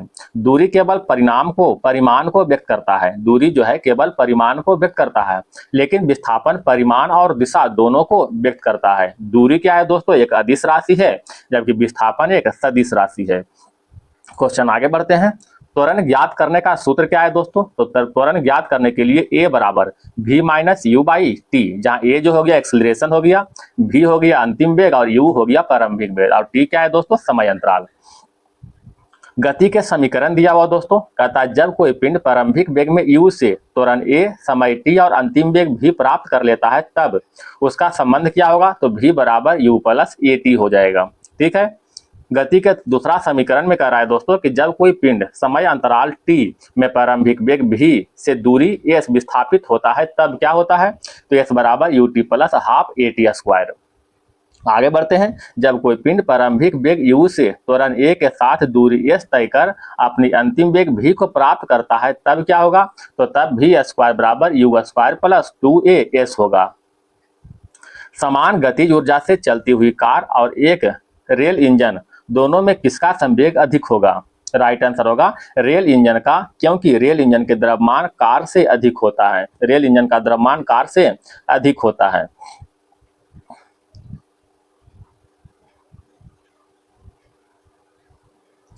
तेल के अंशतः भरा हुआ टैंकर समतल सड़क पर एक समान त्वरण से चल रहा है, यानी जा रहा है। तेल के मुक्त पृष्ठ का आकार कैसा होगा? तो तेल के मुक्त पृष्ठ का आकार के बारे में कह रहा है कि तेल का मुक्त पृष्ठ तनाव बल के कारण प्रबलयकार हो जाएगा। Question number next. कारों के बम्पर लोचदार क्यों होना चाहिए? कार का जो बम्पर होता है फ्लेक्सिबल क्यों होना चाहिए? ताकि जो है बम्पर के टक्कर के प्रभाव को स्वयं ग्रहण करके यात्री को सुरक्षित रख सके। क्वेश्चन आगे बढ़ते हैं। एक समान गति से घूर्णित सॉफ्ट में धागे से एक गेंद बंधी है। सॉफ्ट के अचानक रुकने पर धागा सॉफ्ट पर लिपटने लगता है, तो गेंद के कोणीय वेग पर क्या प्रभाव पड़ेगा? गेंद के कोणीय वेग पर बढ़ जाएगा। ठीक है, गेंद का कोणीय वेग क्या होगा? बढ़ जाएगा। कोणीय विस्थापन के बारे में कुछ दिया हुआ है दोस्तों, इसको थोड़ा पढ़ लेते हैं। जब कोई पिंड घूर्णी गति या वृत्तीय गति करता है तो पिंड की त्रिज्या के अनुदिश केंद्र या घूर्णन अक्ष पर बनाया गया कोण पिंड के कोणीय विस्थापन कहलाता है। यह एक सदिश राशि है, यानी कोणीय विस्थापन जो है एक सदिश राशि है, तथा कोणीय विस्थापन का मात्रक क्या है दोस्तों? रेडियन है। कोणीय विस्थापन का मात्रक रेडियन होता है। अब कोणीय वेग के बारे में क्या कह रहा है दोस्तों? अभी तो हुआ कोणीय विस्थापन, ठीक है, कोणीय विस्थापन देख लिए, कोणीय वेग देखिएगा। कहता समय के साथ वस्तु के कोणीय विस्थापन में परिवर्तन के दर को ही कोणीय वेग कहते हैं। यानी समय के साथ वस्तु के कोणीय विस्थापन में अगर परिवर्तन आता है तो उसे क्या कहते हैं? उस दर को कोणीय वेग कहते हैं। इसको ओमेगा से प्रदर्शित करते हैं। ठीक है, कोणीय वेग एक सदिश राशि है, जबकि कोणीय विस्थापन क्या है दोस्तों? वो भी एक सदिश राशि था। इसका मात्रक रेडियन प्रति सेकेंड होता है। क्वेश्चन आगे बढ़ते हैं। सरल लोलक के आवर्तकाल दुगुना हो जाएगा यदि लोलक की लंबाई 4 गुना कर दी जाए। सरल लोलक के आवर्तकाल दुगुना हो जाएगा यदि लोलक की लंबाई क्या कर दी जाए? 4 गुना कर दी जाए। क्वेश्चन आगे बढ़ते हैं। प्रक्षेप गति को दीर्घतम परास प्राप्त करने के लिए कितने कोण की आवश्यकता होगी? 45 डिग्री। ठीक है, मान लिया कि कोई हम ढेला फेंकते हैं दोस्तों, तो अगर 45 डिग्री के एंगल पर अगर फेंकते हैं तो सबसे अधिक दूरी जाएगा। ठीक है, कहता है चलती हुई गाड़ी से एक पत्थर गिराया जाता है। जमीन पर खड़े एक प्रक्षेपक के लिए जमीन पर पहुंचता हुआ पत्थर किस प्रकार के पथ लेता हुआ दिखाई देगा? राइट आंसर होगा परवलयिक पथ। ठीक है, परवलयिक पथ दिखाई देगा। क्वेश्चन नंबर आगे बढ़ते हैं। ऑटोमोबाइल्स के हाइड्रोलिक ब्रेक के कार्य करने के सिद्धांत किस नियम पर आधारित है? राइट आंसर होगा पास्कल के नियम पर। ठीक है, हाइड्रोलिक ब्रेक जो है पास्कल के नियम पर कार्य करता है। हुक का नियम किससे संबंधित है? तो हुक का नियम प्रत्यास्था से संबंधित है। हुक का नियम प्रत्यास्था से संबंधित है। दूध से मक्खन निकालने पर दूध का घनत्व पर क्या प्रभाव पड़ता है? जब दूध से मक्खन निकालते हैं तो दूध का घनत्व जो है बढ़ जाता है। ठीक है, ध्यान रखिएगा, दूध से जब मक्खन निकालते हैं तो दूध का घनत्व बढ़ जाता है। तो आप देखते होंगे दोस्तों, जब मक्खन निकलता है ना तो दूध पर जो छला जाता है, यानी मक्खन का घनत्व क्या होता है? कम होता है, दूध का घनत्व ज्यादा होता है। बांध के नीचे दीवार मोटी क्यों बनाई जाती है? बांध के नीचे का दीवार जो है मोटी होता है, आप देखे होंगे, तो क्यों बनाई जाती है? क्योंकि गहराई बढ़ने के साथ द्रव का दाब बढ़ता है। ठीक है, गहराई बढ़ने के साथ द्रव का दाब बढ़ता है। कुछ एक लाइन दिया हुआ दोस्तों, देखिएगा। फोटोग्राफी में फिल्म पर जो है किस यौगिक का प्रयोग किया जाता है? तो सिल्वर ब्रोमाइड पर। ठीक है, फोटोग्राफी में फिल्म पर जो है सिल्वर ब्रोमाइड का प्रयोग करते हैं। क्वेश्चन आगे बढ़ते हैं। कुछ प्रक्षेप गति का उदाहरण दिया हो दोस्तों। ठीक है, एग्जाम्पल ऑफ प्रोजेक्टाइल मोशन। तो तोप से निकले गोले की गति, बल्ले से मारी गई गेंद की गति, ईंधन समाप्त होने पर रॉकेट की गति, हवाई जहाज से गिराए गए बम की गति, बैडमिंटन एवं टेनिस से मारी गई गेंद की गति, सैनिक द्वारा बंदूक से छोड़ी गई गोली की गति, ये सभी जो है प्रक्षेप गति का उदाहरण है। ठीक है, प्रक्षेप गति का उदाहरण है। क्वेश्चन आगे बढ़ते हैं। एक मकान के छत पर भूमि की ओर एक पत्थर गिराया जाता है। इस पत्थर की गतिज ऊर्जा अधिकतम कब होगी? तो इस पत्थर की गतिज ऊर्जा भूमि पर पहुंचने से ठीक पहले होगी। ठीक है, भूमि पर पहुंचने से ठीक पहले होगी। क्वेश्चन आगे बढ़ते हैं। कहता है चाल और वेग में अंतर दिखाना है। अंतर क्या है दोस्तों? चाल के बारे में कह रहा है कि किसी वस्तु द्वारा एकांक समय में तय की गई दूरी को उस वस्तु का चाल कहते हैं। ठीक है, एक निश्चित समय में अगर दूरी तय करता है तो उसे क्या कहते हैं? चाल कहते हैं। वेग कहता है दोस्तों किसी वस्तु के एकांक समय में तय की गई विस्थापन को ही उस वस्तु का वेग कहते हैं। ठीक है, चाल में केवल परिमाण होता है, दिशा नहीं होती है, जबकि वेग में परिमाण के साथ साथ दिशा भी होती है। ठीक है, चाल अदिश राशि होती है जबकि वेग जो है सदिश राशि होती है। किसी वस्तु की चाल उस वस्तु के वेग परिमाण के बराबर या उससे भी अधिक हो सकता है, लेकिन वेग कहता है कि किसी वस्तु का वेग का परिमाण उस वस्तु के चाल से अधिक नहीं हो सकता है। अब चैप्टर नंबर आगे की ओर बढ़ते हैं दोस्तों। चैप्टर आ गया फोर्स, टॉर्क्यू एंड कपल फोर्स। ठीक है, ग्राह्य पिंडों की परिक्रमण गति, ग्राह्य पिंडों की परिक्रमण गति में प्रभावी बल है। क्या प्रभावी बल है? तो अभिकेंद्रीय बल। ठीक है, ग्राह्य पिंडों की परिक्रमण गति में अभिकेंद्रीय बल जो है प्रभावी बल है। साइकिल और कार में बॉल बेयरिंग का प्रयोग होता है क्योंकि पहिया और धुरी के मध्य संपर्क प्रभावित क्षेत्र घट जाता है। क्वेश्चन आगे बढ़ते हैं। जब एक कार की गति दुगनी कर दी जाती है तब उसको उतनी ही दूरी से रोकने के लिए ब्रेकिंग बल कितना गुना लगाना होगा? तो ब्रेकिंग बल जो है 4 गुना लगाना होगा। ठीक है, जब एक कार की गति दुगनी कर दी जाती है तब उसको उतने ही दूरी में रोकने हेतु जो है ब्रेकिंग बल को जो है 4 गुना लगाना होगा। क्वेश्चन आगे बढ़ते हैं। धावक ट्रैक में दौड़ते समय मोड़ पर क्यों झुकता है? धावक ट्रैक में दौड़ते समय मोड़ पर क्यों झुकता है? अभिकेंद्रीय बल के कारण। अभिकेंद्रीय बल के कारण। 1 न्यूटन कितने डाइन के बराबर होता है? 10 पर पावर 5 डाइन। 1 न्यूटन कितने डाइन के बराबर होता है? 10 पर पावर 5 डाइन। जब कार एक मोड़ लेती है तो वह कौन सा बल है जो कार में बैठे व्यक्ति को बाहर की ओर धक्का देता है? राइट आंसर होगा अपकेंद्रीय बल। ठीक है, अपकेंद्रीय बल। क्वेश्चन आगे बढ़ते हैं दोस्तों। अच्छा, अपकेंद्रीय बल का कुछ उदाहरण दिया हुआ है, जैसे में वॉशिंग मशीन। ठीक है, वॉशिंग मशीन में जो है अपकेंद्रीय बल कार्य करता है। गोल घूरते हुए झूले पर लोग अपकेंद्रीय बल के कारण ही बाहर की ओर झुक जाते हैं। ठीक है, दूध से जो मक्खन निकालने वाला मशीन होता है उसमें अपकेंद्रीय बल ही कार्य करता है। क्वेश्चन आगे बढ़ते हैं। अपकेंद्रीय बल और उसके उदाहरण के बारे में देखते हैं। तथा किसी डोरी के एक सिरे पर पत्थर का टुकड़ा बांधकर वृत्ताकार पथ पर घुमाने पर डोरी के अंदर की ओर एक तनाव उत्पन्न होता है। यह तनाव उस गेंद को केंद्र के चारों ओर घुमाता है। इसी तनाव को अभिकेंद्रीय बल कहते हैं। अगर इसका एग्जाम्पल यानी उदाहरण की बात करते हैं दोस्तों, तो ग्राहीय पिंडों की परिक्रमण गति में अभिकेंद्रीय बल ही कार्य करता है। ग्राहीय पिंडों की परिक्रमण गति में अभिकेंद्रीय बल कार्य करता है। क्वेश्चन नंबर नेक्स्ट बढ़ते हैं। रोलर कोस्टर की सवारी में कौन सा बल कार्य करता है? ठीक है, तो रोलर कोस्टर की सवारी में अभिकेंद्रीय बल कार्य करता है। अभिकेंद्रीय बल। क्वेश्चन नंबर आगे बढ़ते हैं। यदि किसी पिंड पर अस्थिर बल आघूर्ण कार्यरत हो तो वह पिंड कोणीय त्वरण प्राप्त करता है। ठीक है, यदि किसी पिंड पर अस्थिर बल आघूर्ण कार्यरत हो तो उस पिंड जो है कोणीय त्वरण प्राप्त करता है। दबाने व खींचने के बाद स्प्रिंग को अपनी समान लंबाई पर पुनः लौटने के लिए लगने वाले बल को क्या कहते हैं? तो लगने वाले बल को प्रत्यानन बल कहते हैं। ठीक है, प्रत्यानन बल। द्रव्यमान एम त्वरण ए का गुणनफल कहलाता है, यानी F बराबर m इंटू ए, द्रव्यमान इंटू त्वरण। क्वेश्चन नंबर आगे बढ़ते हैं दोस्तों। वायुयान द्वारा खड़े लूप में कर्तव्य दिखाने के लिए आवश्यक बल होता है। ठीक है, अभिकेंद्रीय बल। वायुयान द्वारा लूप में कर्तव्य दिखाने के लिए आवश्यक बल अभिकेंद्रीय बल होता है। बादल वायुमंडल में किसके कारण तैरते हैं? बादल वायुमंडल में कम घनत्व के कारण तैरते हैं। कम घनत्व के कारण संवेग परिवर्तन का दर होता है। संवेग परिवर्तन का दर आरोपित कुल बल के समानुपाती होता है। क्वेश्चन नंबर आगे बढ़ते हैं। कहता संवेग परिवर्तन का दर यानी द्रव्यमान गुना वेग में परिवर्तन। ठीक है, द्रव्यमान गुना वेग में परिवर्तन को ही संवेग परिवर्तन के दर कहते हैं। क्वेश्चन नंबर आगे बढ़ते हैं दोस्तों। वायु में वायुयान एवं पक्षी के मध्य टक्कर से वायुयान की तुलना में पक्षियों द्वारा अनुभव होने वाले बल का मान होगा। तो अनुभव होने वाले बल का मान वायुयान पर उत्पन्न बल के बराबर होगा। वायुयान पर उत्पन्न बल के बराबर होगा। एक बेलनाकार पात्र आंशिक रूप से जल से भरा हुआ है। यदि इसे इसके ऊर्ध्वाधर केंद्रीय अक्ष के परितः घुमाया जाता है जब जल की सतह कैसी हो जाएगी? तो जब जल की सतह किनारे की ओर उठ जाएगी। ठीक है, क्वेश्चन आगे बढ़ते हैं दोस्तों।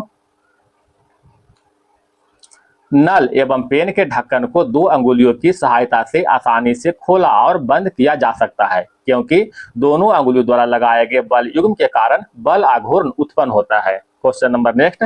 आटा पीसने वाली चक्की में हत्थे का कील से दूर परिधि के पास लगाया जाना किस सिद्धांत पर निर्भर होता है? बल आघूर्ण के सिद्धांत पर। ठीक है, आटा पीसने वाली चक्की में हत्थे का कील से दूर परिधि के पास लगाया जाना किस सिद्धांत पर होता है? तो बल आघूर्ण के सिद्धांत पर। अच्छा, बल युग्म के बारे में बताया गया दोस्तों। कहता है समान परिमाण वाले 2 बल जब परस्पर विपरीत दिशा में लगते हैं तो इसे बल युग्म कहते हैं। ठीक है, इसे क्या कहते हैं? बल युग्म कहते हैं। कमानीदार तुला किस सिद्धांत पर कार्य करती है? कमानीदार तुला जो है हुक के नियम पर कार्य करता है। हुक के नियम पर। व्यक्ति का भार उस लिफ्ट में अधिक प्रतीत होगा जो ऊपर की ओर गतिमान हो। व्यक्ति का भार लिफ्ट में अधिक प्रतीत होगा जो ऊपर की ओर गतिमान हो। Question number next. जब तैराक जल के पीछे की ओर धकेलता है तब जल द्वारा लगाए गए बल की दिशा क्या होगी? तो जल द्वारा लगाए गए बल की दिशा आगे की ओर होगी। आगे की ओर होगी। एक चिड़िया जो वायुयान बक्से की फर्श पर विरामावस्था में है, जिसे एक लड़का ले जा रहा है, समरूप वेग में उड़ाना शुरू करती है। उस बक्से को वहन करने वाले लड़के को अब बक्सा कैसा प्रतीत होगा? तो पहले से समान भार वाला लगेगा, पहले से समान भार वाला लगेगा। क्वेश्चन नंबर नेक्स्ट, किसी वस्तु का जड़त्व किस बात पर निर्भर करता है? तो जड़त्व जो है द्रव्यमान पर निर्भर करता है। भारी वस्तु उठाने में घिरनी क्यों आवश्यक है? इसका यांत्रिकी भार एक से अधिक होता है, अतः बहुत कम बल लगाकर अधिक भार उठाया जा सकता है। वह बल की दिशा को भी सुविधाजनक बनाता है। ठीक है, तो आइए दोस्तों हम लोग नेक्स्ट चैप्टर घर्षण की ओर चलते हैं। मेरे साथ बने रहिएगा और इसको ध्यान से आप लोग देखिएगा, कम से कम 1-2 बार देखिएगा दोस्तों, आप लोग को याद हो जाएगा। ठीक है, दो सतह के मध्य सतह की अनियमितताओं के फलस्वरूप उत्पन्न होने वाला बल क्या कहलाता है? तो उसे घर्षण बल कहते हैं। क्या कहते हैं दोस्तों? उसे घर्षण बल के नाम से जाने जाते हैं। क्वेश्चन नंबर नेक्स्ट, सड़क पर चलने की अपेक्षा बर्फ पर चलना कठिन क्यों है? इसका राइट आंसर है क्योंकि बर्फ में सड़क की अपेक्षा घर्षण कम होता है, बर्फ में सड़क की अपेक्षा घर्षण कम होता है। क्वेश्चन नंबर नेक्स्ट, किसकी उपस्थिति के कारण ब्लैक बोर्ड तथा कागज पर लिखना संभव है? राइट आंसर होगा घर्षण के कारण, घर्षण के कारण ही ब्लैक बोर्ड तथा कागज पर लिखना संभव है। क्वेश्चन नंबर नेक्स्ट, पहिए में बॉल बेरिंग का क्या काम है? बताइएगा। तो इसका राइट आंसर है सर्पी घर्षण को लोटनी घर्षण में बदलना, सर्पी घर्षण को लोटनी घर्षण में बदलना। अंतरिक्ष में गिरता हुआ पिंड पृथ्वी के वायुमंडल में प्रवेश करने पर क्यों जल उठता है? क्योंकि वायु के घर्षण के कारण। अंतरिक्ष से गिरता हुआ पिंड पृथ्वी के वायुमंडल में प्रवेश करने पर वायु के घर्षण के कारण वह जल उठता है।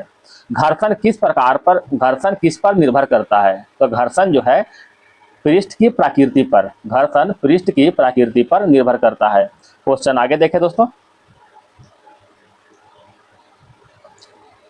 सर्पी घर्षण सदैव होता है। तो सर्पी घर्षण सदैव बेलन यानी लोटनी घर्षण से अधिक होता है, सर्पी घर्षण सदैव बेलन यानी लोटनी घर्षण से अधिक होता है।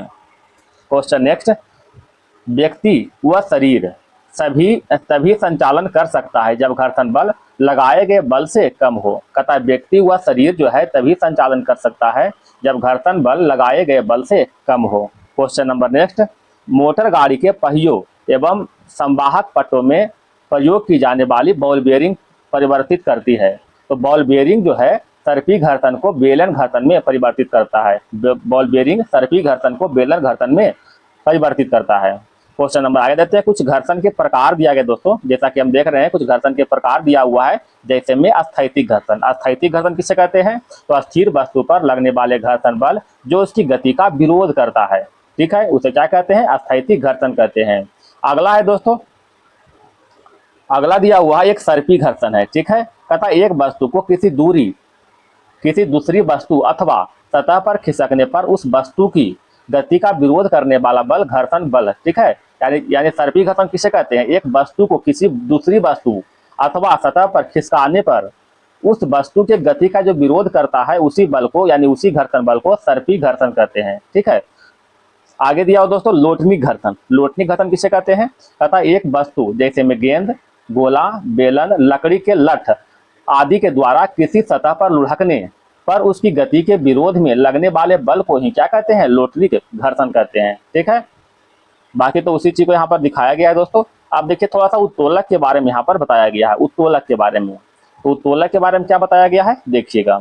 उत्तोलक में जो है, उत्तोलक में आलंब होता है, आयास होता है और भार होता है, ये तीन चीज जो है उत्तोलक में होता है। तो आलंब किसे कहते हैं? कहता ऐसा बिंदु जिसके चारों ओर उत्तोलक की छड़ स्वतंत्रता पूर्वक घूर्णन कर सकती है उसे क्या कहते हैं? आलंब यानी एफ कहते हैं, ठीक है। ऐसा बिंदु जिसके चारों ओर उत्तोलक की छड़ स्वतंत्रता पूर्वक घूर्णन कर सकता है उसे आलंब यानी एफ कहते हैं, ठीक है। अगला दिया हुआ आयास यानी इफोर्ट। इफोर्ट किसे कहते हैं?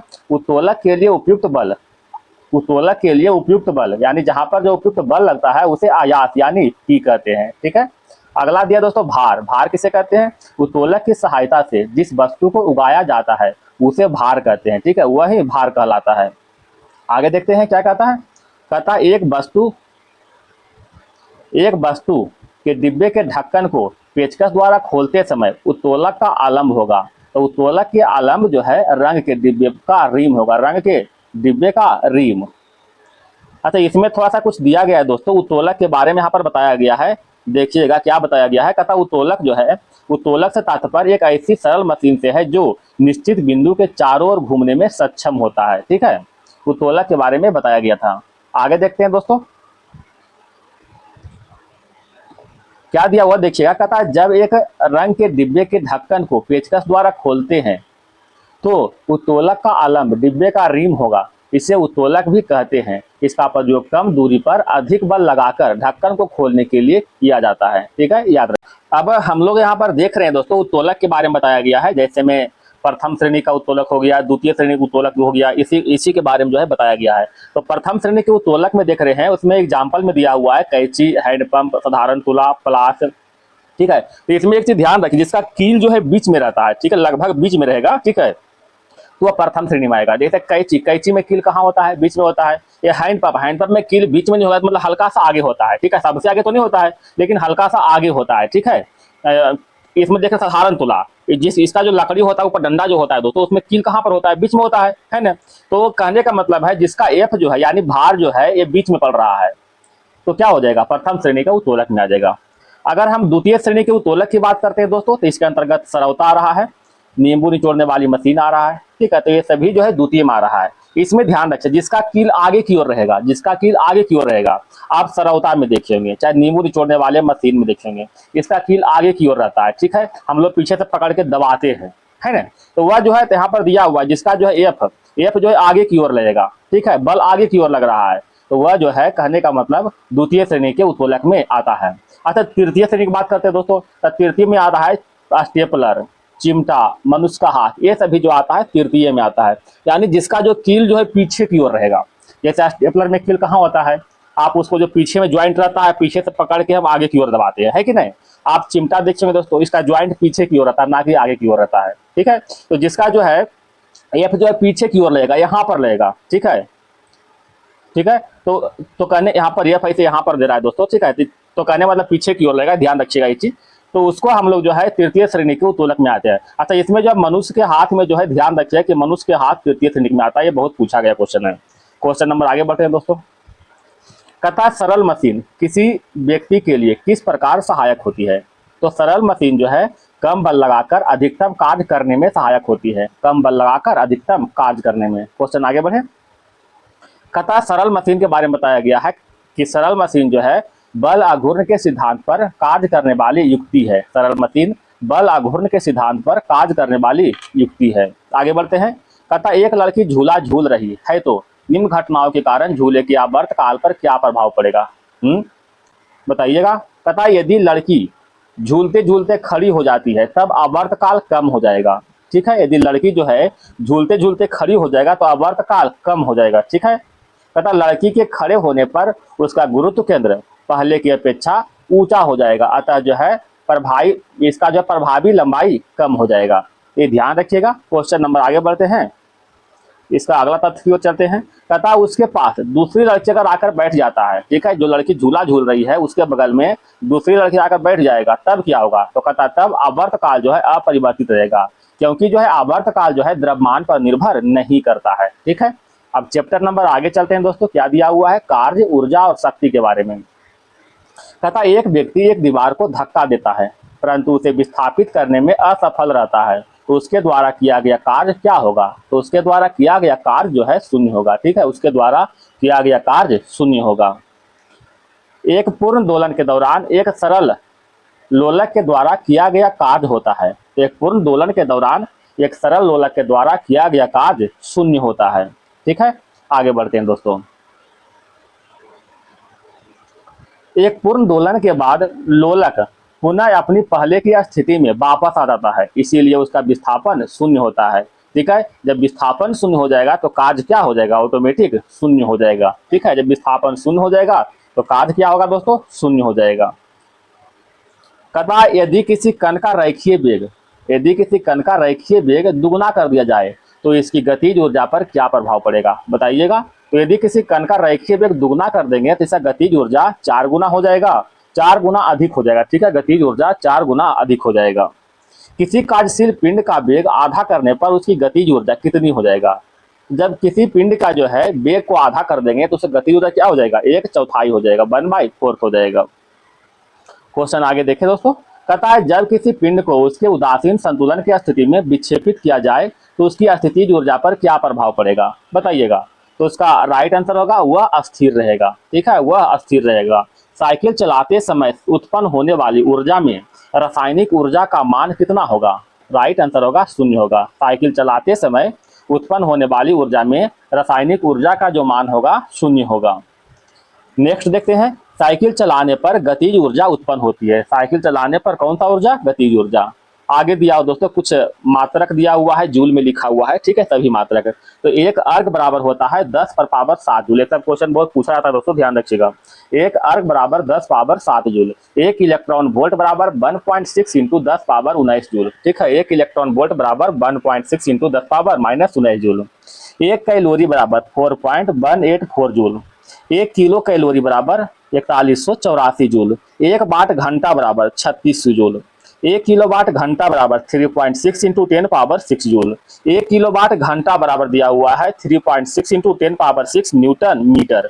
ये सभी जो है याद रखिएगा। आगे बढ़ते हैं, जब किसी संकुचित स्लिंकी को छोड़ा जाता है तो यह स्थितिज ऊर्जा को किस ऊर्जा में परिवर्तित करती है। तो यह जो है स्थितिज ऊर्जा को गतिज ऊर्जा में परिवर्तित करती है। ठीक है, स्थितिज को गतिज में। किसी तने हुए रबर बैंड में किस प्रकार की ऊर्जा होती है। तो किसी तने हुए रबर बैंड में जो है स्थितिज ऊर्जा होती है। ठीक है, स्थितिज ऊर्जा।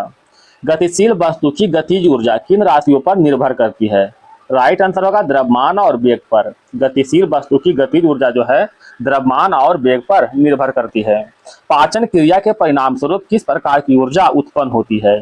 तो पाचन क्रिया के परिणाम स्वरूप रासायनिक ऊर्जा उत्पन्न होती है, रासायनिक ऊर्जा। आगे बढ़ते हैं, किसी जल विद्युत गृह में विद्युत ऊर्जा में परिवर्तित होने वाली ऊर्जा कौन सी है। राइट आंसर होगा गतिज ऊर्जा। ठीक है, किसी जल विद्युत गृह में विद्युत ऊर्जा में परिवर्तित होने वाली ऊर्जा गतिज ऊर्जा है। एक खींचे हुए धनुष से तीर छोड़ते समय धनुष की स्थितिज ऊर्जा किसमें बदल जाती है। राइट आंसर होगा गतिज ऊर्जा में। एक खींचे हुए धनुष से तीर छोड़ते समय धनुष की स्थितिज ऊर्जा जो है गतिज ऊर्जा में बदल जाता है। कुछ तथ्य दिया गया है दोस्तों, देखिएगा। तथा कार्य करने की कुल क्षमता को ऊर्जा कहते हैं एवं कार्य करने की दर को शक्ति कहते हैं। दोनों ध्यान रखिएगा कि कार्य करने की क्षमता को ऊर्जा कहते हैं और कार्य करने की दर को शक्ति कहते हैं। क्वेश्चन आगे बढ़ते हैं, किसी वस्तु के ऊंचाई से गिरने पर इसकी स्थितिज और गतिज ऊर्जा में क्या परिवर्तन होता है। राइट आंसर होगा इसकी स्थितिज ऊर्जा कम हो जाता है जबकि गतिज ऊर्जा जो है बढ़ जाता है। ठीक है, इसकी जो है स्थितिज ऊर्जा कम हो जाता है और गतिज ऊर्जा बढ़ जाता है। शक्ति के विभिन्न मात्रक दिया गया दोस्तों, देखिएगा। कहता है एक अश्व शक्ति बराबर होता है 746 वाट। एक अश्व शक्ति बराबर 746 वाट। 1 वाट बराबर 0.29 कैलोरी प्रति सेकेंड।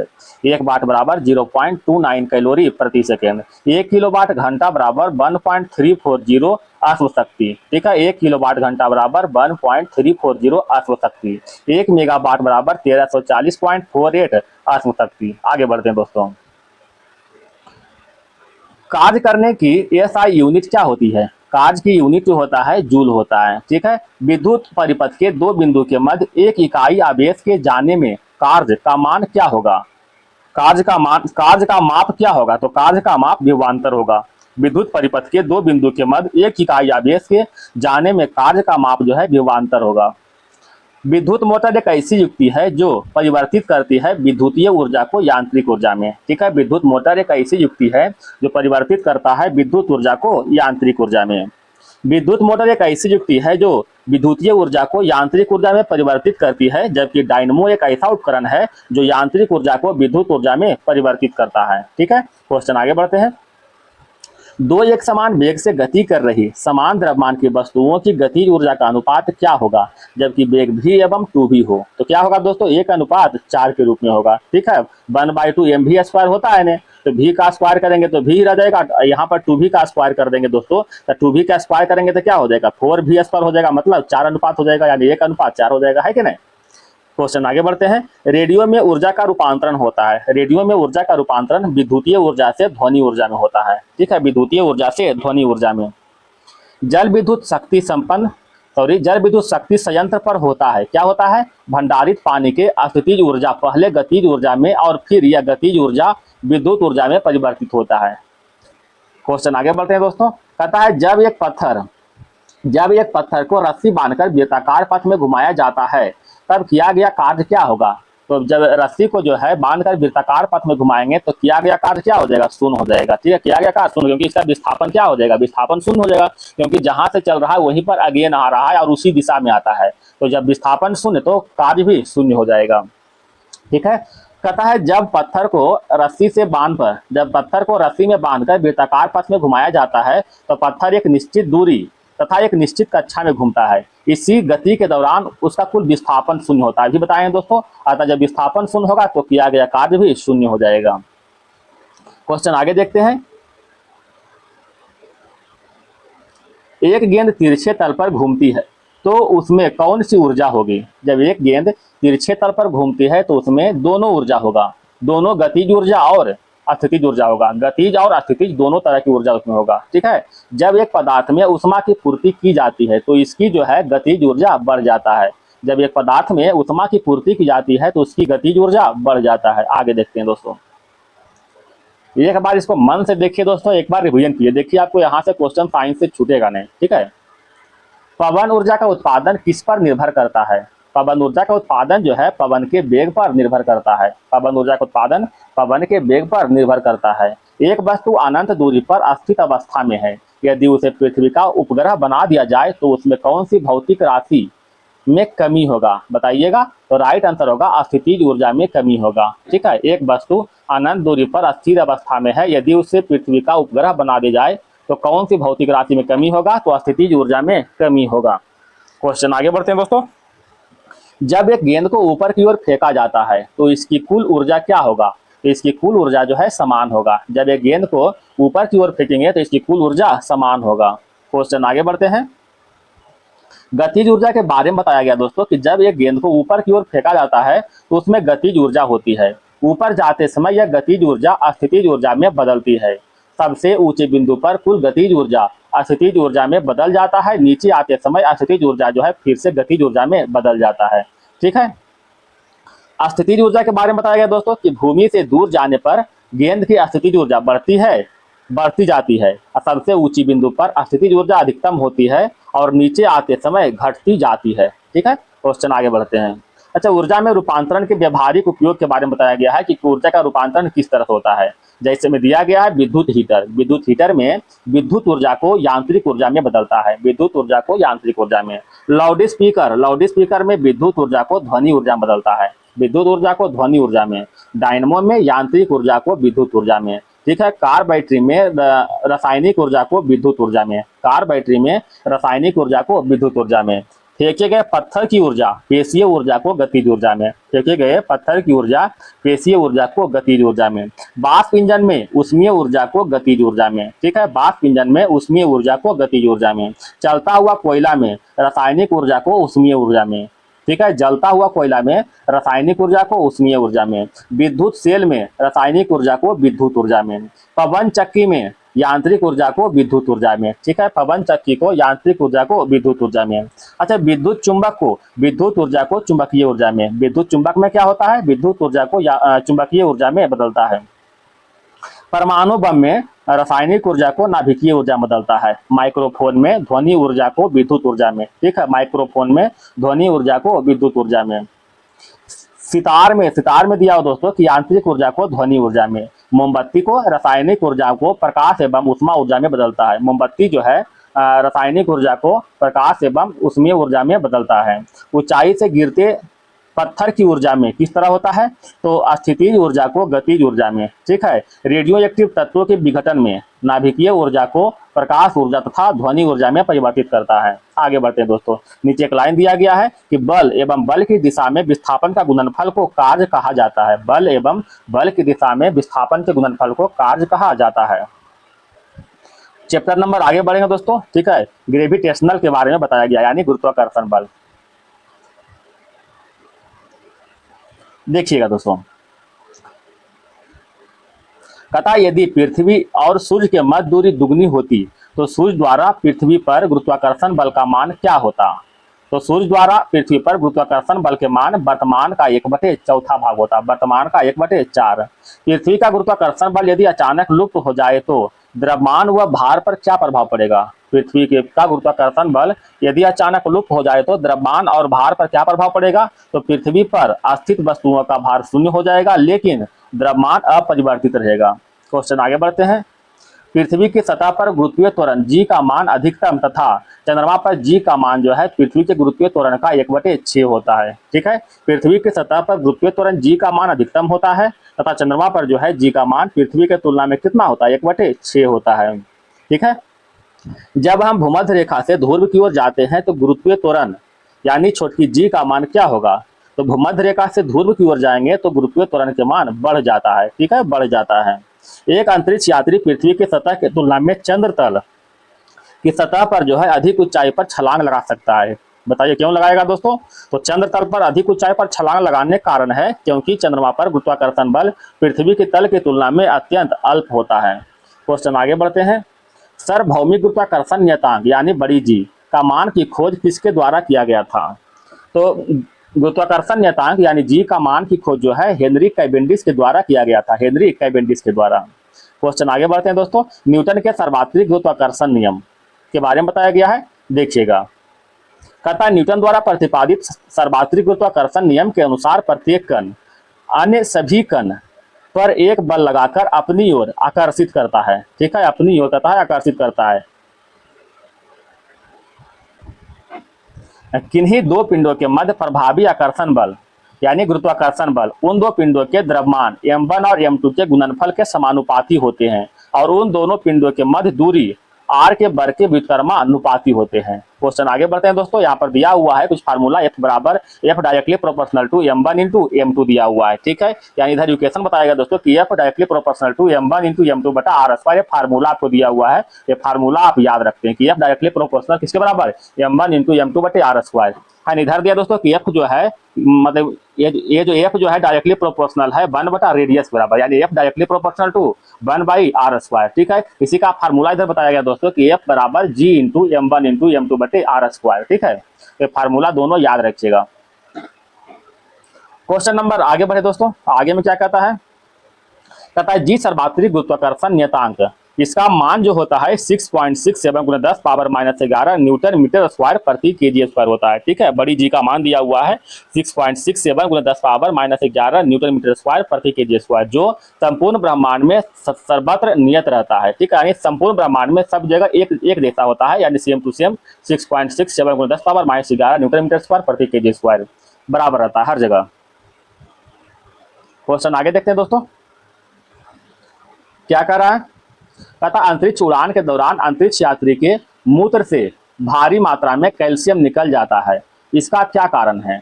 इसका कारण है सूक्ष्म गुरुत्व। ठीक है, अंतरिक्ष उड़ान के दौरान अंतरिक्ष यात्री के मूत्र से भारी मात्रा में कैल्शियम निकल जाता है, इसका कारण क्या है? तो सूक्ष्म गुरुत्व है।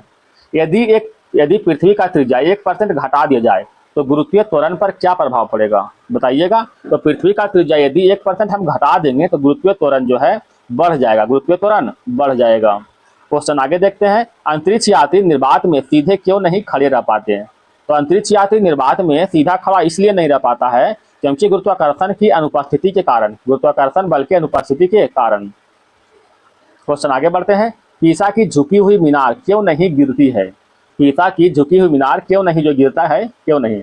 तो कहता है मीनार के जो गुरुत्वीय केंद्र से जाने वाली ऊर्ध्वाधर रेखा पृथ्वी के तल के अंदर रहती है। ठीक है, मीनार के गुरुत्व केंद्र से जाने वाली ऊर्ध्वाधर रेखा पृथ्वी के तल के अंदर रहती है। आगे देखते हैं। पहाड़ पर चढ़ते समय व्यक्ति आगे की ओर झुक जाता है, क्यों? क्योंकि ऐसा करने से यात्री का गुरुत्वीय केंद्र उसके पैरों के मध्य से होकर गुजरता है, इससे व्यक्ति को संतुलन व स्थायित्व प्रदान होता है। ठीक है, क्वेश्चन आगे बढ़ते हैं। यदि किसी गेंद को ऊर्ध्वाधर फेंका जाए तो गुरुत्वीय त्वरण की दिशा क्या होगा? तो यदि किसी गेंद को ऊर्ध्वाधर फेंकेंगे तो गुरुत्वीय त्वरण की दिशा जो है गेंद के गति के विपरीत दिशा में होगा, गेंद के गति के विपरीत दिशा में। 1 किलोग्राम द्रव्यमान के पिंड को पृथ्वी किस बल से अपनी ओर खींचती है? बताइएगा। तो राइट आंसर होगा 9.8 न्यूटन से। 1 किलोग्राम द्रव्यमान के पिंड को पृथ्वी जो है 9.8 न्यूटन के बल से अपनी ओर खींचेगी। पृथ्वी में अस्तित्वमान चारों प्रमुख बल, गुरुत्वाकर्षण बल, क्षीण नाभिकीय बल, विद्युत चुंबकीय बल, प्रबल नाभिकीय बल के तीव्रताओं का अनुपात क्या होगा? तो इन सभी का अनुपात 1 ratio 10 power 25 ratio 10 power 36 ratio 10 power 38 है। 1 ratio 10 power 25 ratio 10 power 36 power 10 power 38 ratio. Question आगे देखते हैं दोस्तों। तथा बस के ऊपरी डेक पर यात्रियों को क्यों नहीं खड़ा होने दिया जाता है? राइट आंसर होगा, इससे बस का प्रभावी गुरुत्व केंद्र ऊपर उठ जाएगा और बस के असंतुलित होने की संभावना बढ़ जाएगी। ठीक है, क्वेश्चन आगे देखिएगा। भारहीनता की स्थिति किस कारण होती है? बताइएगा, भारहीनता की स्थिति जो है किस कारण होता है? तो गुरुत्वाकर्षण शून्य होने के कारण, गुरुत्वाकर्षण शून्य होने के कारण। उपग्रह में भारहीनता के बारे में बताया गया है कि किसी तल पर खड़े व्यक्ति को अपने भार का अनुभव उसके पैरों पर तल द्वारा लगाई गई प्रतिक्रिया के कारण होता है। उपग्रह में बैठे अंतरिक्ष यात्री पर लगाया गया प्रतिक्रिया बल शून्य होता है, इसीलिए उपग्रह में बैठा अंतरिक्ष यात्री भारहीनता का अनुभव करता है। ठीक है, कुछ नीचे एक पॉइंट दिया गया दोस्तों, देख लेते हैं। गुरुत्वाकर्षण के सार्वभौमिक नियम का सिद्धांत का प्रतिपादक सर आइजैक न्यूटन है, जो कि 1687 में दिया था। याद रखिएगा, मोस्ट इंपॉर्टेंट है कि गुरुत्वाकर्षण के सार्वभौमिक नियम का सिद्धांत का प्रतिपादक कौन है? न्यूटन है, जो कि 1687 में दिया था। क्वेश्चन नंबर आगे बढ़े। तथा यदि पृथ्वी का कोणीय वेग बढ़ जाए तो जी का मान पर क्या प्रभाव पड़ेगा? पृथ्वी का कोणीय वेग यदि बढ़ जाएगा तो जी का मान जो है घट जाएगा। ठीक है, जी का मान घट जाएगा। क्वेश्चन नंबर नेक्स्ट, पृथ्वी के किस स्थान पर किसी वस्तु का भार सर्वाधिक होता है? बताइएगा, राइट आंसर होगा ध्रुवों पर। पृथ्वी के किस स्थान पर किसी वस्तु का भार जो है सर्वाधिक होता है, यानी ध्रुवों पर होता है। ठीक है, पृथ्वी के केंद्र से ध्रुवों की दूरी कम होने के कारण ध्रुवों पर स्थित पिंड पर पृथ्वी द्वारा अधिक गुरुत्वीय आकर्षण बल आरोपित होगा, इसीलिए ध्रुवों पर पृथ्वी का भार पृथ्वी पर स्थित किसी अन्य स्थान से अधिक होगा। क्वेश्चन आगे बढ़ते हैं दोस्तों। रेसिंग कार चौड़े आधार और कम ऊंचाई वाले क्यों बनाई जाती है? रेसिंग कार जो है चौड़े आधार और कम ऊंचाई वाले क्यों बनाते हैं? ताकि जो है उसका गुरुत्व केंद्र बहुत नीचे रहे और कार के पलटने का जोखिम ना रहे। ठीक है, इसीलिए जो है मतलब जो है सबसे नीचे बनाते हैं और नीचे में चौड़ा रहता है। जब लिफ्ट एक समान त्वरित गति से ऊपर जा रही तो लिफ्ट में खड़े व्यक्ति को उसका भार कैसा प्रतीत होगा? तो जब ऊपर जाएगा एक त्वरित गति से एक समान त्वरण से जाएगा तो उसका भार जो है अधिकतम प्रतीत होगा। ठीक है, अधिकतम प्रतीत होगा। क्वेश्चन आगे बढ़ते हैं। तो आइए दोस्तों, हम इसको समझते हैं। एक लिफ्ट है, उसके अंदर एक आदमी है, तो उसी के बारे में कुछ दिया गया है, तो देखते हैं। कहता है लिफ्ट विराम अवस्था में हो। जब लिफ्ट विराम अवस्था में होगा तो वेग के मान तो जीरो होगा, क्योंकि जो लिफ्ट विराम में, तो वेग तो कुछ होगा नहीं। तो जब वेग कुछ नहीं होगा तो त्वरण भी जीरो हो जाएगा, है कि नहीं? तो ये दोनों जो है जीरो हो गया। तो इसका निष्कर्ष क्या निकलता है कि आभासी भार और वास्तविक भार बराबर होगा, यानी जितना भी आदमी का भार होगा वही उसका जो है वास्तविक भार के रूप में आएगा। अब कहता है लिफ्ट एक समान वेग से ऊपर या फिर नीचे गति करता है। जब लिफ्ट एक समान वेग से ऊपर या नीचे गति करता है तो वेग तो नियत रहेगा ऊपर या नीचे की ओर, इसमें त्वरण क्या हो जाएगा? जीरो हो जाएगा। जब त्वरण जीरो होगा तो फिर वही कहानी। ठीक है, आभासी भार और वास्तविक भार आपस में बराबर हो जाएगा। आगे कह रहा है कि लिफ्ट समान त्वरण के साथ, लिफ्ट जो है, एक सेकेंड दोस्तों, लिफ्ट समान त्वरण के साथ ऊपर की ओर गति करता है अथवा नीचे की ओर मंदन करता है, तब क्या होगा? भी जो है परिवर्तित होते रहेगा और ए जो है जी से कम होगा। इसका निष्कर्ष क्या निकलेगा? इसका ये निष्कर्ष निकलेगा कि आभासी भार जो है वास्तविक भार से ज्यादा होगा, अर्थात व्यक्ति जो है उसके अंतर्गत भारी अनुभव करेगा। ठीक है, आगे कह रहा है कि लिफ्ट गुरुत्वीय त्वरण जी ऊपर की ओर गति करता है अथवा नीचे की ओर मंदन करता है, तो इस स्थिति में क्या होगा? भी परिवर्तित रहेगा और ए और जी दोनों जो है आपस में बराबर हो जाएगा। इसमें क्या होगा दोस्तों? इसका निष्कर्ष ये निकलेगा कि आभासी भार जो है वास्तविक भार का 2 गुना हो जाएगा। ठीक है, अतः व्यक्ति जो है भारी अनुभव करेगा। आगे देखते हैं क्या कहता है। कहता है लिफ्ट समान त्वरण ए से नीचे की ओर गति करता है अथवा ऊपर की ओर मंदन करता है। इसमें क्या होगा दोस्तों? भी तो परिवर्तित रहेगा और ए जो है लेस देन जी होगा। ठीक है, ये जो है छोटा होगा जी से, यानी कम होगा। ठीक है, इसका निष्कर्ष क्या निकलेगा कि आभासी भार जो है वास्तविक भार, आभासी भार से वास्तविक भार ज्यादा होगा। आभासी भार से वास्तविक भार क्या होगा? अधिक होगा, अतः व्यक्ति जो है हल्का महसूस करेगा। ठीक है, आगे कह रहा है दोस्तों, कहता लिफ्ट की रस्सी टूट जाए और स्वतंत्र लिफ्ट जी त्वरण से नीचे की ओर या ऊपर की ओर मंदन करे, है न? और इसमें जो तब क्या होगा? तो क्या होगा कि भी जो परिवर्तित होगा और ए और जी दोनों जो आपस में बराबर हो जाएगा। इसके संदर्भ में क्या होगा कि आभासी भार 0 हो जाएगा और व्यक्ति जो है भारहीनता अनुभव करेगा। ठीक है, उसको ऐसा मतलब है कि हम तो हवा में उड़ रहे हैं, मेरे अंतर्गत कोई भार है ही नहीं। ठीक है, आगे देखिएगा, कहता लिफ्ट लिफ्ट में जो है जी त्वरण, ये जो है ग्रेटर देन जी से नीचे की ओर गति करता है अथवा ऊपर की ओर मंदन करे है, तो क्या होगा? तो होगा कि भी जो है परिवर्तित होगा, ए ग्रेटर देन जी होगा और इसमें जो है आभासी भार ऋणात्मक में होगा, अर्थात लिफ्ट के फर्श में रखा सामान लिफ्ट के ऊपर की ओर चिपक जाएगा। ठीक है, ये सभी तथ्य जो है याद रखिएगा, बड़ा इंपॉर्टेंट है। नीचे कुछ दिया हुआ दोस्तों, कहता ब्रह्मागुप्त ने न्यूटन से पूर्व बताया था कि सभी वस्तुएं पृथ्वी की ओर गुरुत्वाकर्षित करती है। ब्रह्मागुप्त ने न्यूटन से पूर्व बताया था कि सभी वस्तुएं पृथ्वी की ओर गुरुत्वाकर्षित होती है। थोड़ा सा ऊपर में कुछ दिया हुआ था दोस्तों, इसको थोड़ा भी देख लेते हैं। ठीक है, गुरुत्वाकर्षण बल और गुरुत्वीय त्वरण का उदाहरण के बारे में दिया हुआ है। क्या दिया हुआ है देखिएगा, कहता सूर्य अन्य ग्रहों के गुरुत्वाकर्षण के कारण सभी ग्रह लगभग वृत्ताकार एवं निश्चित कक्षा में सूर्य की परिक्रमा करते हैं। ठीक है, दूसरा में दिया हुआ है कि पृथ्वी के गुरुत्वीय एवं चंद्रमा के गुरुत्वाकर्षण के कारण ही चंद्रमा एक निश्चित कक्षा में पृथ्वी की परिक्रमा करता है। ठीक है, अगला क्या दिया हुआ है, सूर्य चंद्रमा एवं पृथ्वी के गुरुत्वाकर्षण के अंतः क्रिया के कारण पृथ्वी पर स्थित समुद्रों में ज्वार भाटा आते हैं। ठीक है, क्वेश्चन आगे देखते हैं दोस्तों, कहता हुआ कौन सी राशि है जो गुरुत्वीय त्वरण के मान को प्रभावित नहीं करता है? बताइएगा। राइट आंसर होगा वस्तु का द्रव्यमान। वस्तु का द्रव्यमान जो है गुरुत्वीय त्वरण के मान को प्रभावित नहीं करता है। नेक्स्ट क्वेश्चन, एक अनंत समतल के सहारे लकड़ी के ब्लॉक को ऊपर खींचकर पहुंचाना आसान होता है बजाय ऊर्ध्वाधर उठाकर, इसका प्रमुख कारण क्या है? इसका प्रमुख कारण है भार कम हो जाता है। ठीक है, भार कम हो जाता है। क्वेश्चन नंबर नेक्स्ट, यदि कोई वस्तु ऊपर से गिराई जाती है तो उसका भार पर क्या प्रभाव पड़ेगा? तो कोई वस्तु जब ऊपर से गिराया जाएगा तो उसका भार जो है अपरिवर्तित रहेगा। भार क्या होगा? अपरिवर्तित रहेगा।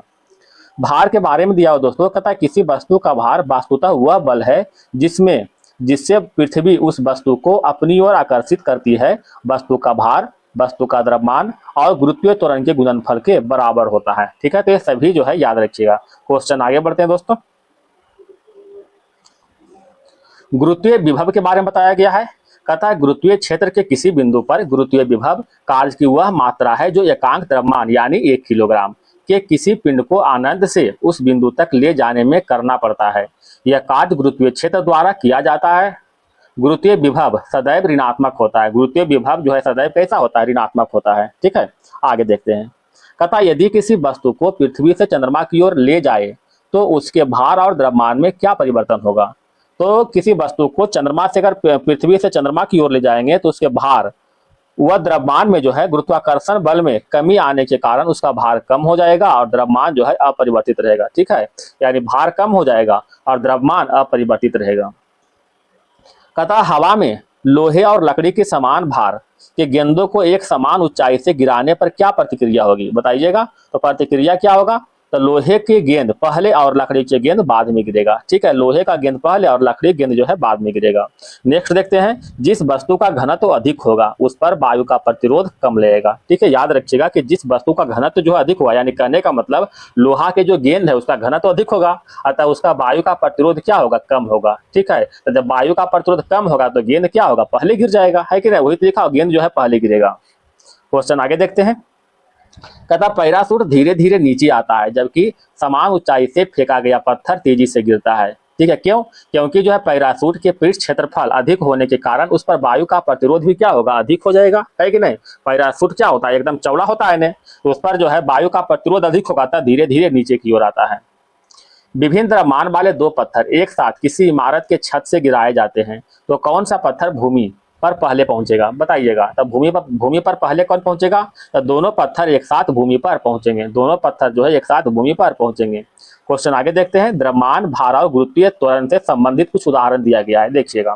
कहता समान द्रव्यमान वाली एक लकड़ी और लोहे की गेंद को हवा में समान ऊंचाई से ऊपर से नीचे गिराया जाता है तो लोहे का गेंद पृथ्वी के सतह पर पहले पहुंचेगी। बिल्कुल सही बात है, ऊपर बताया गया दोस्तों। ठीक है, कि जब लोहे और लकड़ी की जब समान ऊंचाई से गेंद मतलब उसको हम गिराते हैं तो लोहे का गेंद जो है पहले पहुंचे। क्यों? क्योंकि जो है लोहा का घनत्व क्या होता है? अधिक होता है, अतः उसका जिसका घनत्व अधिक होगा उसका वायु का प्रतिरोध कम लगेगा, अतः वो पहले पहुंचेगा। दूसरा हम कह रहा है कि लकड़ी और लोहे के गेंद को वायुमंडल में समान ऊंचाई से नीचे गिराते हैं तो लोहे का गेंद पहले पृथ्वी पर पहुंचेगी। ये भी बात सत्य है। ठीक है, 3 नंबर में कह रहा है दोस्तों, असमान द्रव्यमान वाली लकड़ी एवं लोहे की गेंद को गुरुत्वीय त्वरण की उपस्थिति में निर्वात में समान ऊंचाई से गिराने पर दोनों गेंद एक साथ नीचे पहुंचेगी। ये भी सत्य है, क्योंकि वहां वायु का प्रतिरोध जो है क्या हो रहा है, नगण्य हो रहा है, 0 हो रहा है। ठीक है, इसीलिए दोनों समान। क्वेश्चन नंबर आगे देखते हैं। कहता है समान द्रव्यमान वाली लकड़ी एवं लोहे के गेंद को गुरुत्वीय त्वरण की उपस्थिति में निर्वात में समान ऊंचाई से गिराने पर दोनों गेंद एक साथ नीचे पहुंचेगा। ठीक है, ये भी सत्य दिया हुआ है। क्या कह रहा है दोस्तों आगे, तो कहता समान द्रव्यमान एवं क्षेत्रफल वाली लोहे एवं लकड़ी की गेंद को वायुमंडल में समान ऊंचाई से और समान समय में गिराते हैं तो दोनों गेंद समान समय में पृथ्वी की सतह पर पहुंचेगी। तो ये सभी जो है दिया हुआ, याद रखिएगा इसको। क्वेश्चन आगे देखते हैं दोस्तों। कहता एक गिलास में कपड़ा रखकर पानी से भरी बाल्टी में उल्टा डुबोने पर कपड़ा जो है गीला क्यों नहीं होता है, बताइएगा। क्योंकि जो है गिलास के अंदर वायु भरी होती है जो जल को विस्थापित कर देता है, यानी जल जो है अपने से दूर रखता है। ठीक है। जहाज की तली भारी क्यों बनाई जाती है, बताइएगा। तो जहाज की तली भारी बनाने से उसका गुरुत्व केंद्र नीचे हो जाता है, जो जहाज को समुद्र की लहरों के मध्य में संतुलन प्रदान करता है। ठीक है, इसीलिए जहाज का तल नीचे की ओर बनाते हैं, यानी भारी बनाते हैं। उपग्रह के बारे में देखिएगा क्या कह रहा है। कहता है केपलर का द्वितीय नियम किस सिद्धांत पर आधारित है। केपलर का द्वितीय नियम जो है कोणीय संवेग संरक्षण के सिद्धांत पर आधारित है। ठीक है, कोणीय संवेग संरक्षण के सिद्धांत पर। पृथ्वी से चंद्रमा पर जाने पर अंतरिक्ष यान में रॉकेट को उसके विरुद्ध कार्य करने के लिए अधिकतम ऊर्जा की आवश्यकता होगा। पृथ्वी से चंद्रमा पर जाने पर अंतरिक्ष यान के रॉकेट को किसके विरुद्ध कार्य करने के लिए अधिक ऊर्जा की आवश्यकता होगा, तो किसके विरुद्ध, तो उड़ान शुरू करते समय पृथ्वी के गुरुत्व के विरुद्ध, उड़ान शुरू करते समय पृथ्वी के गुरुत्व के विरुद्ध जो है अधिकतम ऊर्जा जो उसको लगाना पड़ेगा। क्वेश्चन आगे देखते हैं। पृथ्वी के परितः परिक्रमा कर रहा कृत्रिम उपग्रह इसलिए पृथ्वी पर नहीं गिरता क्योंकि पृथ्वी का गुरुत्वाकर्षण बल उसकी गति के लिए आवश्यक त्वरण प्रदान करता है। ठीक है, पृथ्वी के परितः परिक्रमा कर रहा कृत्रिम बल इसलिए पृथ्वी पर नहीं गिरता है क्योंकि पृथ्वी का गुरुत्वाकर्षण बल जो है गति के लिए आवश्यक त्वरण प्रदान करता है। आगे कह रहा है दोस्तों कि पृथ्वी के चारों ओर परिक्रमा कर रहा कृत्रिम उपग्रह गुरुत्वाकर्षण के विरुद्ध अपकेंद्रीय बल के प्रभाव के कारण नहीं गिरता है। ठीक है, क्वेश्चन आगे देखते हैं क्या कह रहा है दोस्तों। आगे कह रहा है यदि किसी कृत्रिम उपग्रह से कोई वस्तु बाहर फेंक दी जाए तो वह वस्तु क्या होगा, तो वह वस्तु जो है उपग्रह की गति का अनुसरण करेगा। ठीक है, यदि किसी कृत्रिम उपग्रह से कोई वस्तु को बाहर फेंक देंगे तो क्या होगा, वह जो है उपग्रह की गति के अनुसरण करता रहेगा, यानी जैसे जैसे उपग्रह घूमते रहेगा उससे उसे पीछे पीछे घूमते रहेगा। ठीक है, क्वेश्चन आगे देखते हैं दोस्तों क्या कर रहा है। किसी पिंड का पलायन वेग पर द्रव्यमान का क्या प्रभाव पड़ेगा, बताइएगा। तो इसका राइट आंसर हो जाएगा पलायन वेग द्रव्यमान पर निर्भर नहीं करता है। पलायन वेग जो है द्रव्यमान पर निर्भर नहीं करता है। ठीक है, क्वेश्चन आगे देखते हैं। ग्रहों या उपग्रह की परिक्रमण मार्ग को क्या कहा जाता है। ग्रहों या उपग्रहों के परिक्रमण मार्ग को कक्षा कहते हैं। क्या कहते हैं दोस्तों, कक्षा कहते हैं। पृथ्वी पर पलायन वेग का मान कितना होता है। पृथ्वी पर पलायन वेग का मान 11.2 किलोमीटर प्रति सेकेंड होता है। 11.2 किलोमीटर प्रति सेकेंड। क्वेश्चन आगे देखते हैं। पलायन वेग के बारे में बताया गया दोस्तों कि पलायन वेग वह न्यूनतम वेग है जिससे फेंका गया कोई पिंड पृथ्वी के गुरुत्वाकर्षण क्षेत्र से बाहर चला जाता है और पुनः लौटकर पृथ्वी पर नहीं आता है। इसे VE से प्रदर्शित भी करते हैं। VE से प्रदर्शित करते हैं। क्वेश्चन आगे देखते हैं। चंद्रमा की सतह पर पलायन वेग पृथ्वी की सतह की अपेक्षा कम क्यों होता है, बताइएगा। चंद्रमा की सतह पर पलायन वेग पृथ्वी की सतह की अपेक्षा कम क्यों होता है, क्योंकि चंद्रमा का त्रिज्या जो है गुरुत्वीय त्वरण पृथ्वी की तुलना में कम है। चंद्रमा का त्रिज्या का गुरुत्वीय त्वरण जो है पृथ्वी की तुलना में क्या है, कम है। क्वेश्चन आगे देखते हैं दोस्तों। कहता भूतुल्यकालिक उपग्रह परिक्रमा की अवधि कितनी होती है। भूतुल्यकालिक उपग्रह की परिक्रमा की अवधि 24 घंटा यानी पृथ्वी के एक घूर्णन काल के बराबर होती है। क्वेश्चन नंबर आगे देखें। ये कुछ डायग्राम के रूप में दिया गया है दोस्तों, आगे इसमें देखिएगा। आगे देखते हैं दोस्तों। केपलर के जो है कुछ नियम, ग्रह से संबंधित कुछ नियम के बारे में बताया गया है, देखिएगा। तो क्या बताया गया है, प्रथम नियम अथवा कक्षा का नियम। इसमें कहा गया है कि प्रत्येक ग्रह सूर्य के चारों ओर एक दीर्घवृत्तीय कक्षा में इस प्रकार परिक्रमा करता है कि सूर्य इस दीर्घवृत्तीय कक्षा की एक नाभि पर केंद्रित हो। ठीक है, प्रत्येक ग्रह सूर्य के चारों ओर प्रत्येक ग्रह जो है प्रत्येक ग्रह सूर्य के चारों ओर एक दीर्घवृत्तीय कक्षा में इस प्रकार परिक्रमा करता है कि सूर्य इस दीर्घवृत्तीय कक्षा के एक नाभि पर केंद्रित हो, मतलब नाभि मतलब फोकस पर केंद्रित हो। ठीक है, आगे कहता है दोस्तों द्वितीय नियम में देखते हैं क्या कहता है। द्वितीय नियम या फिर जो है क्षेत्रीय वेग का नियम, इसमें कहता है कि प्रत्येक ग्रह सूर्य के चारों ओर इस प्रकार गति करता है कि ग्रह को सूर्य से मिलाने वाली रेखा समान समय अंतराल में समान क्षेत्रफल तय करती है। सूर्य से दूर होने पर ग्रह का वेग कम और पास होने पर ग्रह का वेग अधिक होता है। यह जो है केपलर का ग्रह का द्वितीय नियम है। एक बार फिर से बोलते हैं दोस्तों, क्या कहता था। प्रत्येक ग्रह सूर्य के चारों ओर इस प्रकार गति करता है कि ग्रह को सूर्य से मिलाने वाली रेखा समान समय अंतरालों में समान क्षेत्रफल तय करती है। सूर्य से दूर होने पर ग्रहों का वेग कम और पास होने पर ग्रहों का वेग अधिक होता है। अच्छा, केपलर के ग्रह के तृतीय नियम देखते हैं दोस्तों, क्या कहता है तृतीय नियम में, या फिर परिक्रमण काल का नियम कहते हैं। कहता है किसी ग्रह द्वारा सूर्य का एक पूरा चक्कर लगाने में किया गया समय, ठीक है, का वर्ग उसके दीर्घवृत्तीय कक्षा के अर्ध दीर्घ क्षेत्र अर्घ दीर्घ कक्ष के तृतीय घात के समानुपाती होता है। ये तृतीय नियम था। इसमें आगे देखते हैं, थोड़ा सा आगे बढ़ते हैं दोस्तों, क्या कह रहा है।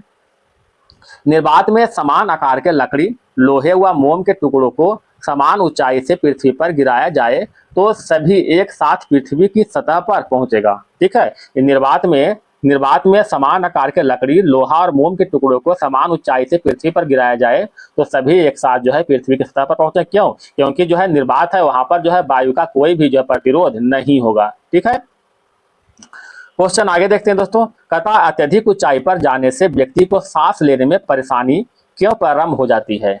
क्योंकि पहाड़ों पर वायु का घनत्व बहुत ही कम होता है, इसीलिए वहां ऑक्सीजन की मात्रा कम हो जाती है।